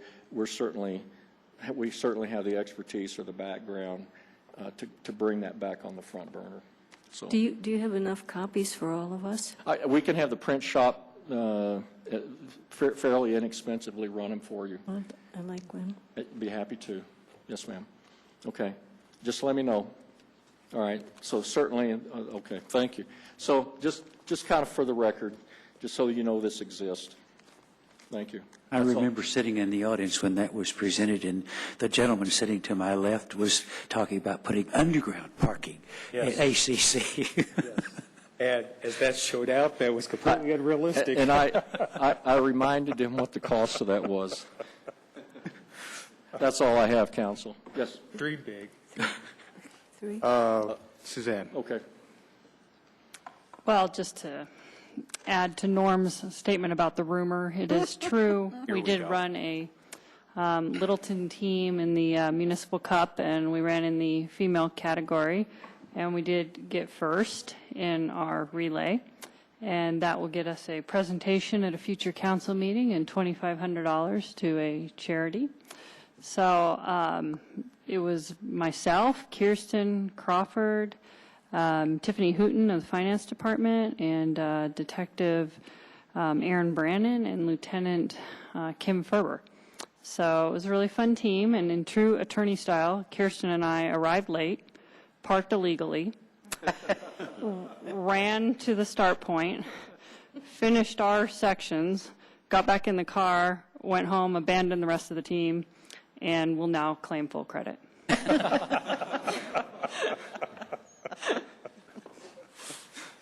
Did we have a member of the men's team get up and tell us how they did? I thought I'd leave that for them. No, we can't, actually. Dr. Cole. Okay, so I have 4 items. The first one will take a little bit. Council and several staff people received an email about parking issue, a traffic issue, and I've asked Charlie, would he respond to that tonight publicly? So first Charlie, and then I have some other items. And to preface my remarks, I'd like to welcome Glenn to the staff, who has eagerly accepted 3 new functions in his department: traffic, sewer treatment, and snow removal. Now, realizing he's from Arizona and doesn't have a lot of experience in the snow removal, he's got 6 months to learn before the next snowstorm is anticipated. There's still snow and steamboat. Yeah, and we could get a Memorial Day storm, Charlie. Okay, well, he's got less than a week to learn it then.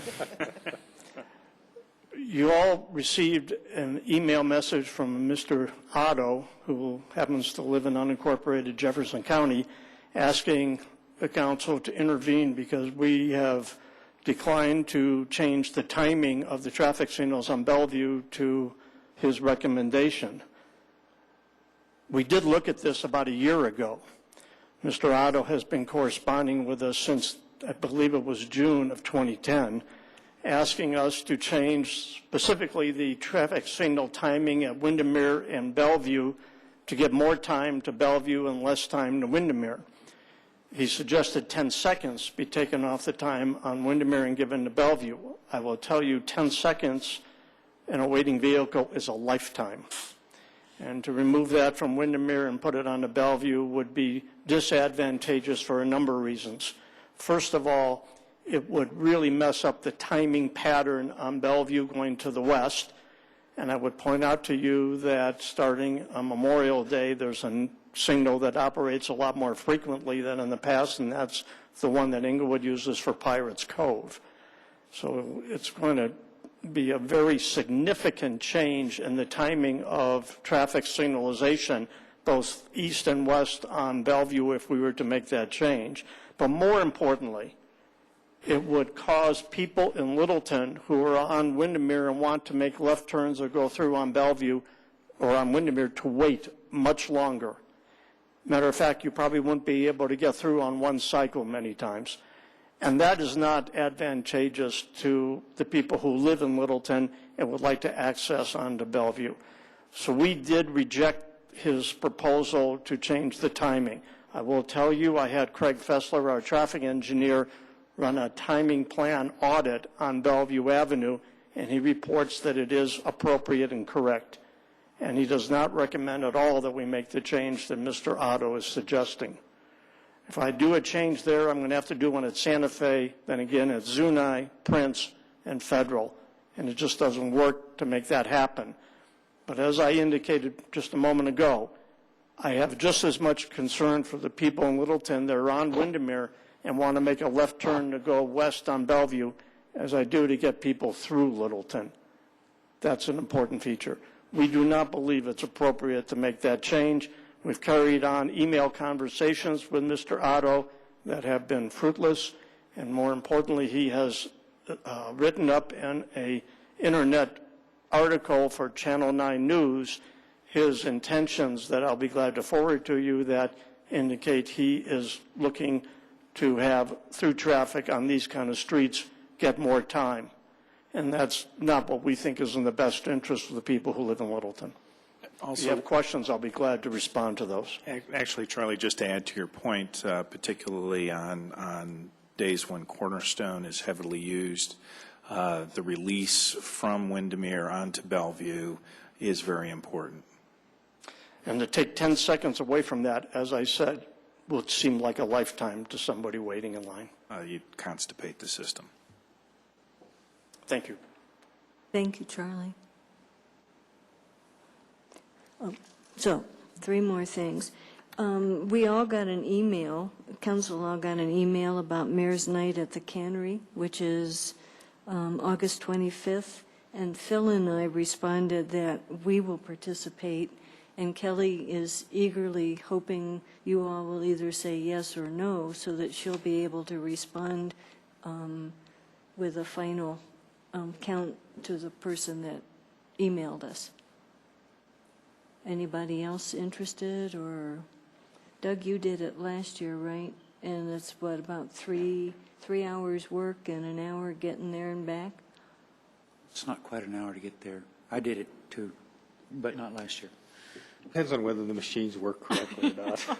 No, that's the one note. If you can ask Kelly to just check to see whether the labeling machine, which somewhat malfunctioned last year or was not quite up to the volume that the mayors and other attendees were able to push through the system. And carrots. So I'm not hearing anybody else volunteering? Is that, Oh, I don't know. I'll have to look at my schedule. pardon? I'll have to look at my schedule. Okay, so tell Kelly that Doug's still needing to check his schedule, and you're still going to? Yeah, so 2 of us. Okay. And staff is welcome as well. Ben. And then my third item, Jim, is it possible, because I'm not sure if we've missed some minutes of the Littleton Inglewood Wastewater Treatment Plant Supervisory Committee meetings. We got 2, I think, more than a month ago. And I'm just wondering if we miss one, but at least I would very much like to continue receiving those minutes. Okay. I thought they were very informative, and Charlie said in one of them how important it is for council to be kind of up to speed on things. He's going to an important meeting on the nutrient. Now I can't say the name of this, but anyway, the effect of some legislation potentially on the plant. And Yes, ma'am. that's Thursday, right? Charlie, you're going to that. So I suspect after that, you guys at that committee will have some pretty significant discussion too. But and I'm assuming you may want to be talking to council at a study session later this year, because I don't know if anybody else is able to attend that Now, meeting. this is an issue that it's part of it is we want to have a little bit more definitive information before we send it to you, but it is emerging around the country, and some states like Florida and Texas are probably a little more aggressively engaged with EPA on this than Colorado is right now, but we see it coming in Colorado, so I'll have Charlie comment on it. Let me address your first question about the supervisory committee meeting minutes. We did not have a meeting for one of those 2 periods. Okay. So there were no minutes for no Okay. meeting. But if the council wishes, we can send you the summary minutes from those meetings if that's helpful. As city manager pointed out, there is a session with the Colorado Municipal League talking about the nutrient regulations that I alerted council to in a message a couple of weeks ago. As I said, I don't think you should be alarmed at this point, but you should begin to be alarmed. And we're going to go and get some information and become educated on this early now, because it's going to come up in 2012. There are hearings before the Colorado Water Quality Control Commission, and there's a large group of cities and other districts in Colorado that are very eager to learn more about this and present their position on the economics that are involved. So we're just participating with that, and I just want to become more educated on it. And as I said to the council, if you want to attend, you're welcome to do so too. I signed up to go to that as well. Oh, you did? Okay. I've got a dental appointment. I'd just as soon go to that, but I couldn't get the appointment changed, so. It's about nutrients, and it has to do with regulations that are being proposed by the legislature that would, and EPA, that would affect through the Colorado Water Quality Control Commission. So after I get the Thursday information with Councilman Stallman, we'll try to prepare a summary that gives you some idea of where we're going with this. And one final thing, I wanted to give kudos to the city clerk and Eric Irvin for the incredible job that they did this morning. Well, they did preparing for this morning election, with the election redistricting committee, right? I'm not saying that right, but anyway, the election committee is looking at the redistricting of city districts as they're required to do, and they gave city clerk did an incredible background preparation for all that, and there are maps that will be displayed here and at the library. Is there another place? And then some. That's it, for people to look at. And then when's you better say the follow-up time. We're going to have a comment and review period for citizens on June 29th from 5:30 to 7. We'll have our methodology currently, and then we'll have 3 different scenarios to present, and everyone will get a note card, and the citizens can participate and let us know which ones they like the best, which scenario they like the best, or scenarios for Frank Atwood. And you'll be able to put on a card and then put it in the box, and then the election commission will meet again and do the final decision. So thank you anyway. Phil? The Historic Preservation Board met last evening. There were 2 petitions to be included within the district for buildings. One was paired with a certificate of authorization or a certificate of appropriateness. for modifications. Folks were quite excited about that, as well as a new property owner who's actually fifth generation Littleton, if you can imagine, proposed modifications on a building that's within the district. It's not a designated building. And then in conjunction with the staff, the board will be considering some specific changes to the code, historic district code. Secondly, with regard South Metro Denver Chamber of Commerce, the Legislative Action Committee met last week. It was the final session as the legislature was closing. The final report, there were 24 bills that were supported. 10 of those actually passed.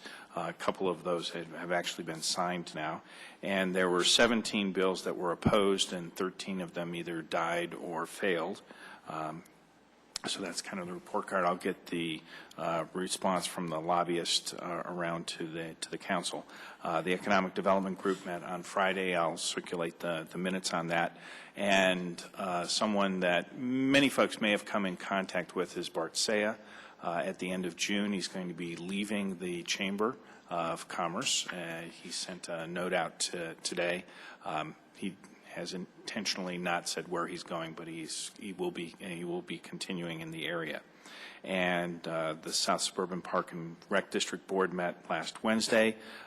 They are trying an experiment with roving meetings, so it's kind of an interesting approach. And before I yield to the next council member, we do have two citizens that have painstakingly sat through the meeting today, and it's Paul and Margie, and I didn't know whether you would want to share any observations. They're asleep.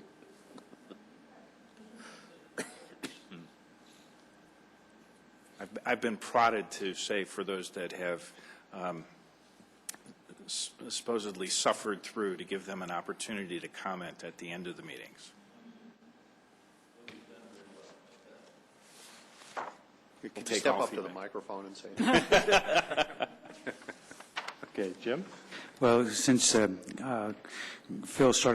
ended up with South Suburban, I'll continue. I attended the Board of Directors meeting on his behalf last week, and their assessed valuations are down 5.6% district-wide. That's primarily Arapahoe County. I believe they said they did not yet have the assessed value estimates from Douglas nor Jefferson County yet. But they approved master plans, awarded contracts, and approved specific types of agreements. There is going to be an art pad for sculpture put into Stern Park somewhere. That's yet to be determined where it's going to be.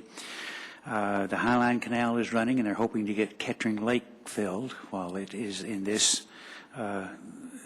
run. Thieves stole the backflow preventers in a western park of South Suburban, then went on down Ken Carroll Avenue, and before they could get the water shut off, over 31,000 gallons of treated water went down the drain. The youth program Blitz is going to be extended into the summer. They've had quite good attendance this spring, and normally the attendance falls off considerably during the summertime, but they will continue it this year because the attendance is holding pretty steady.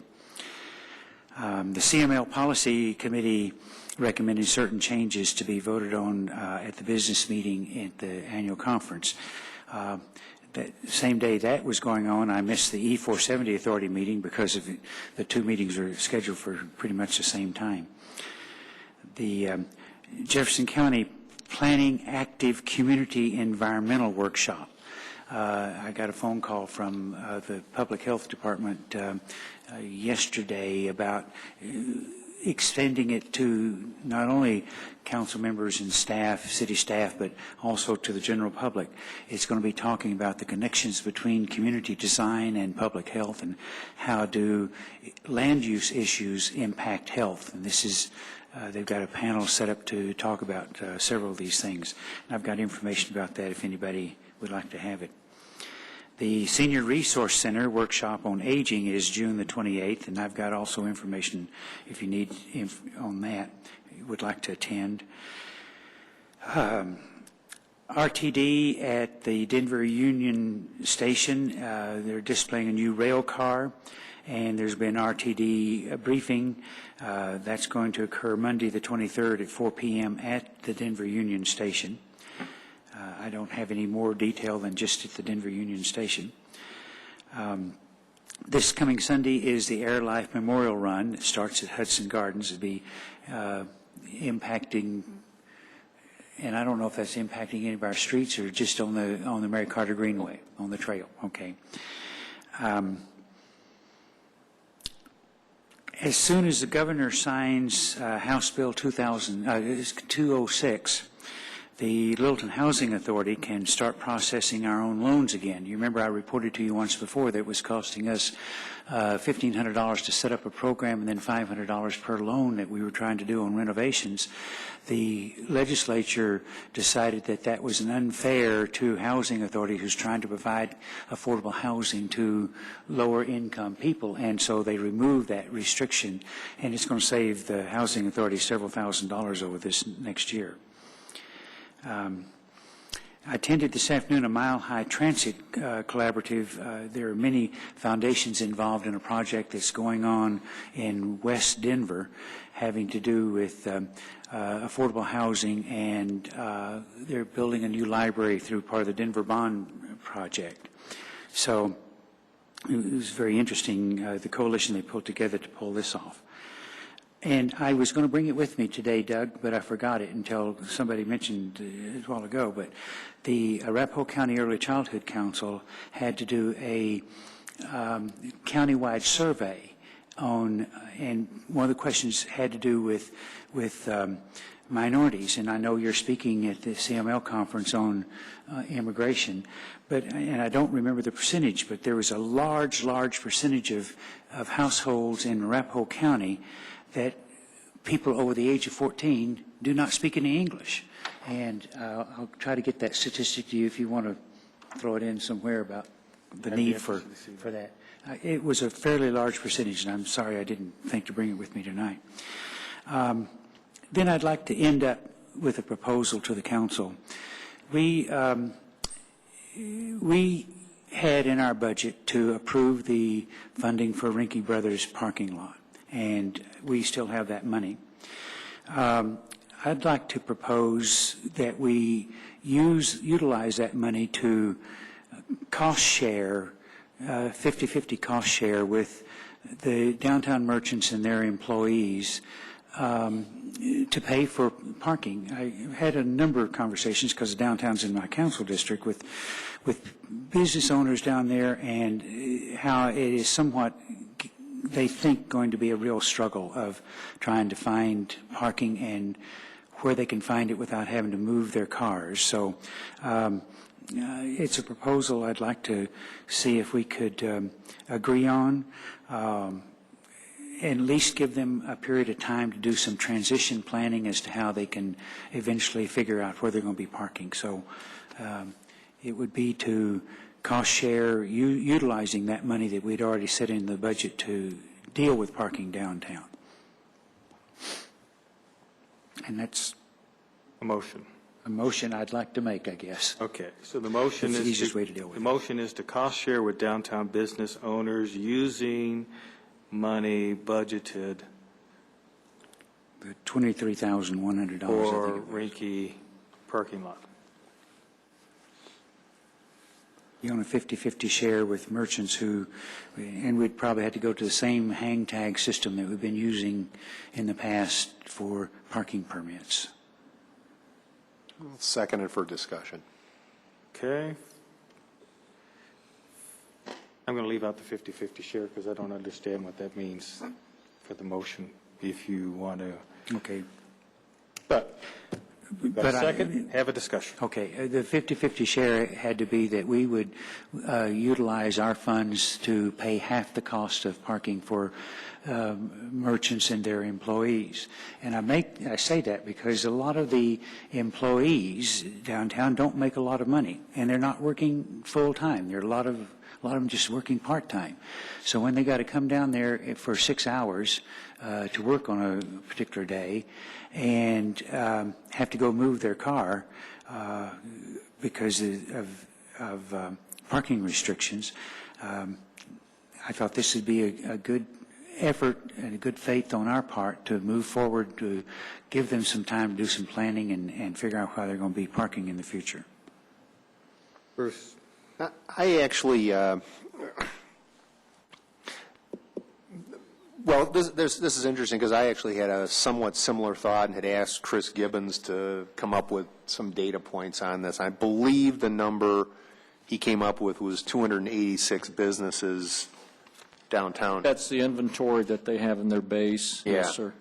Yeah, And so that's the football, I believe that's the football area, what we call the football. okay, so it could be somewhat a bit less if we just sort of narrowed it down to Main Street, but That's something you'd have to decide if you want to go ahead.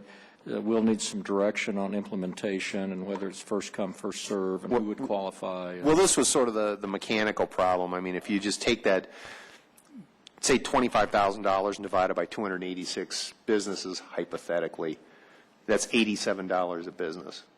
It obviously gets bigger if there's fewer businesses, but the question is, do all of them, what's the criteria to divvy it up? Is it placards, so forth and so on? If the motion, Jim, is basically to ask staff to come back with a plan, I think that's a good idea. I'm not quite sure mechanically it's as simple as just saying we want a cost share. I know Charlie, I think we talked a little bit about maybe approaching the Elks Club and buying spaces from them or leasing spaces from them on Alamo, and apparently that didn't proceed. Yeah, we got turned down on that. There's a question about doing something similar with ACC. So there's a lot of alternatives. I guess maybe the question back to you is the intent here to just come up with a plan, or is it to basically do it as specifically a cost share kind of mechanism? Well, not all businesses would participate because some businesses have places for their employees to park, and so, but not all of them do.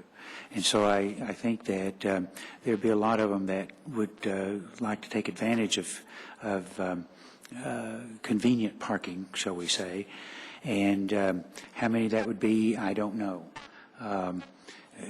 We did have, under the old contract, a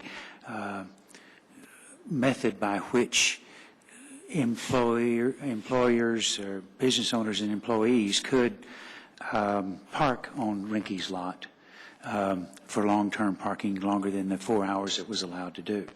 And so we've got a system that we have utilized in the past that would be beneficial to expand into this without a lot of effort, I think. That was my thought. Okay. Further discussion. Deb? Well, I'm having trouble trying to understand how logistically something like this would work. I'm also having some concern over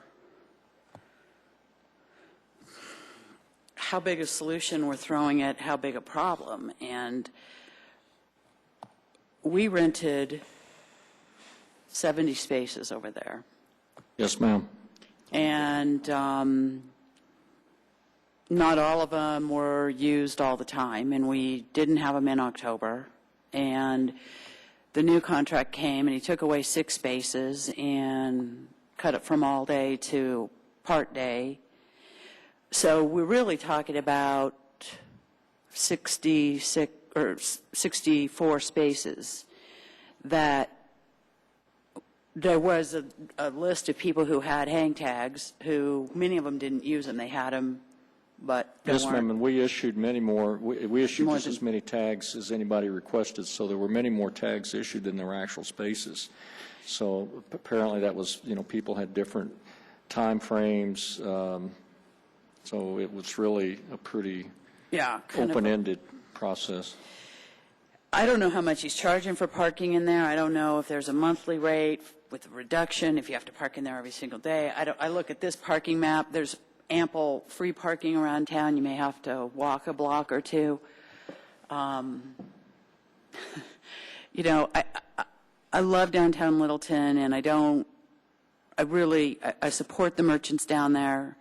As a small business person myself, I have a great deal of empathy when you get something thrown at you that causes you to, feel like your business is being challenged. You may have to come up with an alternative or feel a little bit like, God, one more thing to deal with.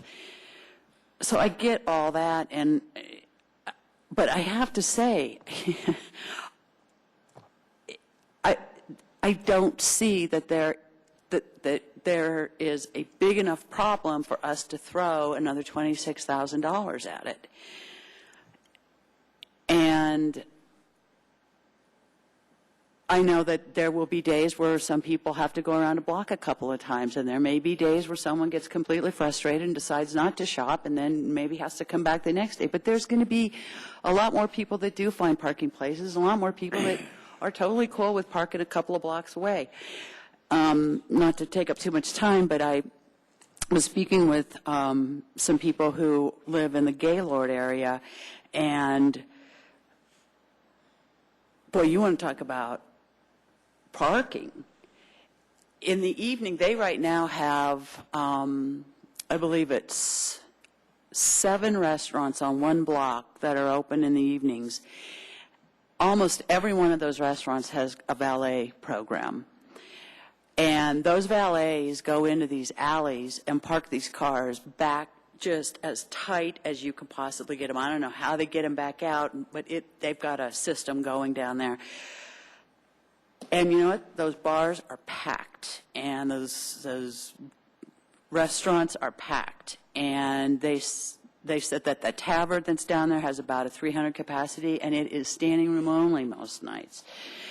So it's not stopping people from going down there. That is a one-block area in a similar situation as ours. They don't even have relief parking lots like the RTD lot or any of that. So I guess I'm not, at one point, I'm not saying let's wait until we have to stack cars on top of each other to park them, but I'm also saying at this point, continuing to subsidize parking doesn't seem to be an issue that needs huge attention. Jose, go ahead. 1947, downtown Littleton put in their first parking meters, 1 penny an hour. Those parking meters didn't last 6 months. They got ripped down, cut off, run over. People were enraged. So after that, there wasn't any paid parking like that allowed. But they used the public right-of-ways on the road. And it worked for a lot of years. But I think what has happened to us and what we face every time we look around is we have a historical preservation district that can go in and give an incentive of 50% less parking if they join this group. I think that in itself has really bitten us in the butt. We sit around, we watch it, we let people come in. They don't have to provide any parking. And I'm just damn sick and tired. The city doesn't have to pay any money for it. Let them go find it where they can. I'm totally against this.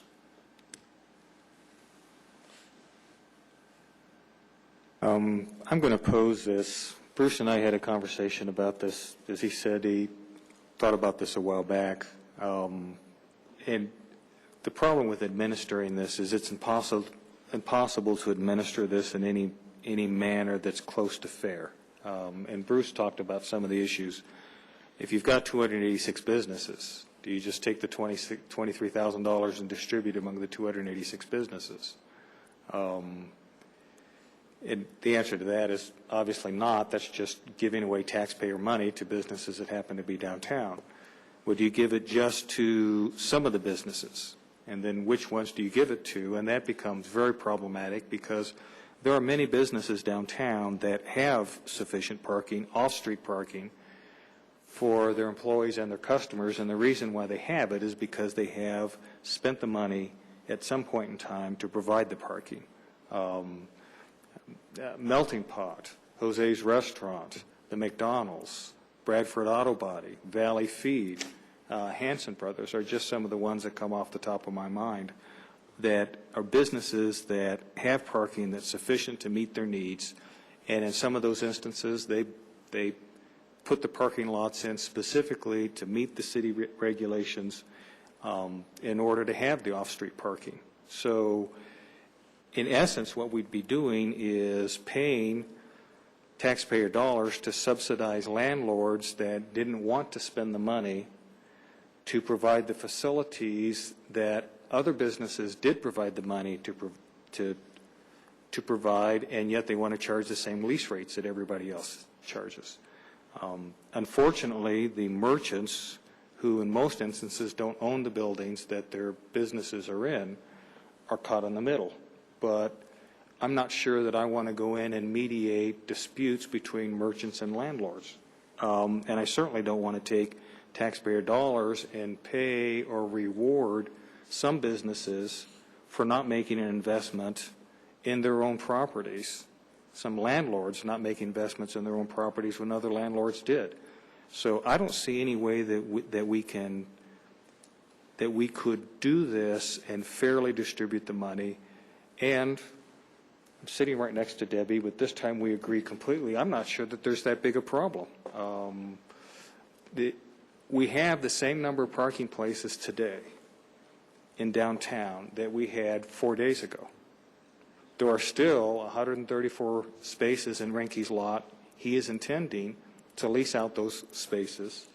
It's not like those spaces have become unavailable. It's a question of who pays for the spaces. And do we really want to get in the business, if you'll excuse the pun, of picking some businesses that we're going to subsidize while choosing to not subsidize other businesses? And for me, the answer is no. Further discussion. Bruce. I'm going to,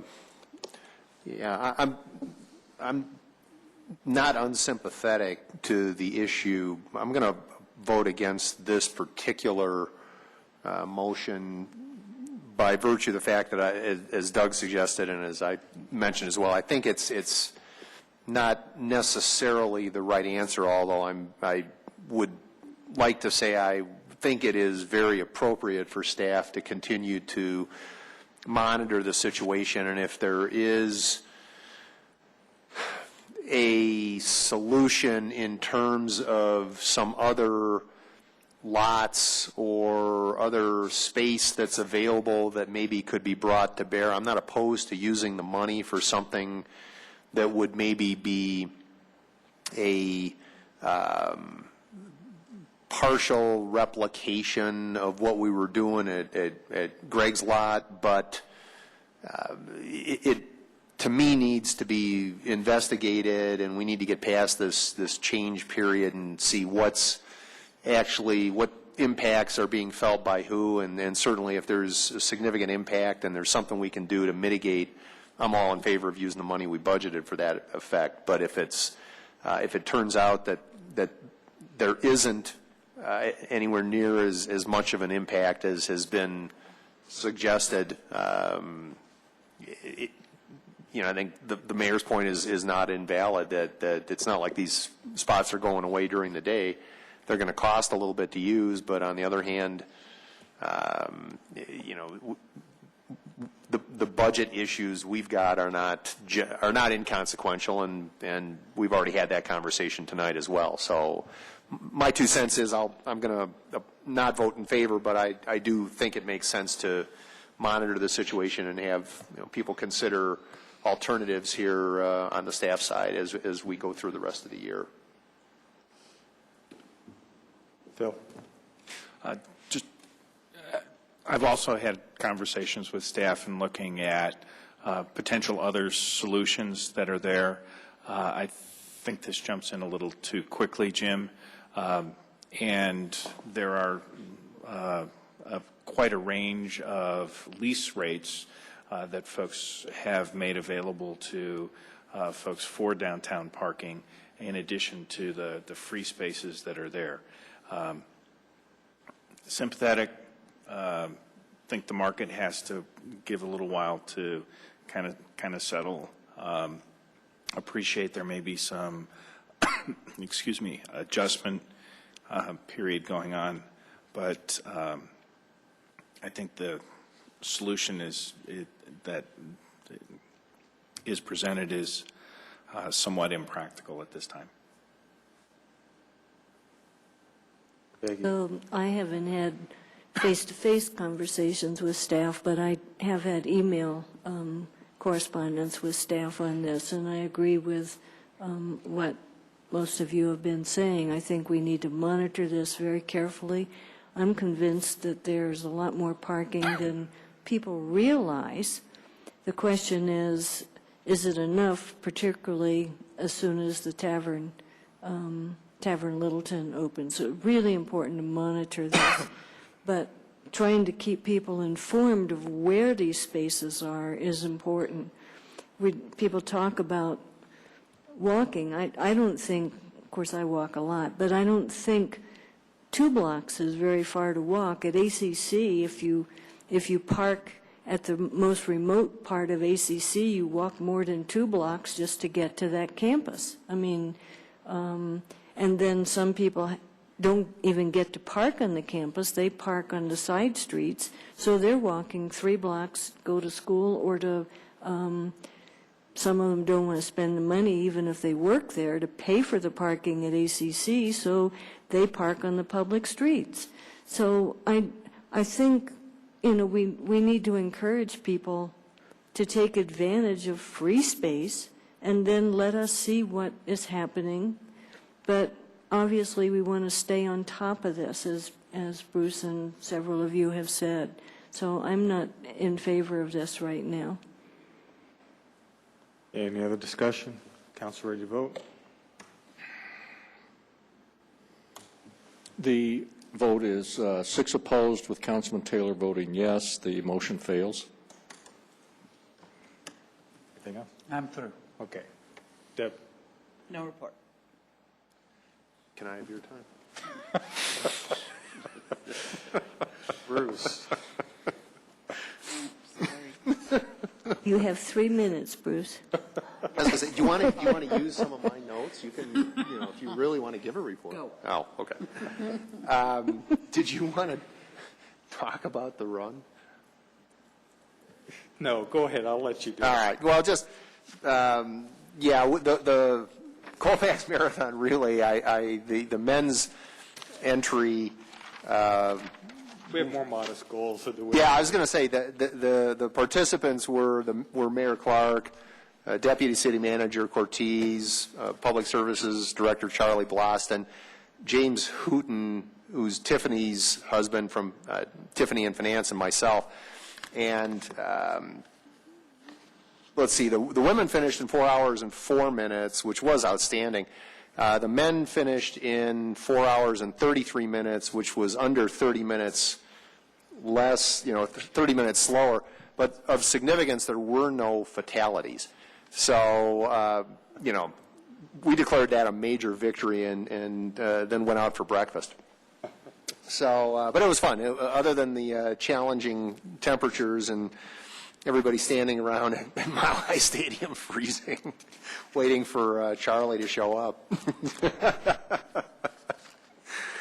Let me see here. LPS board meeting, Littleton Public School board meeting on the 12th of May.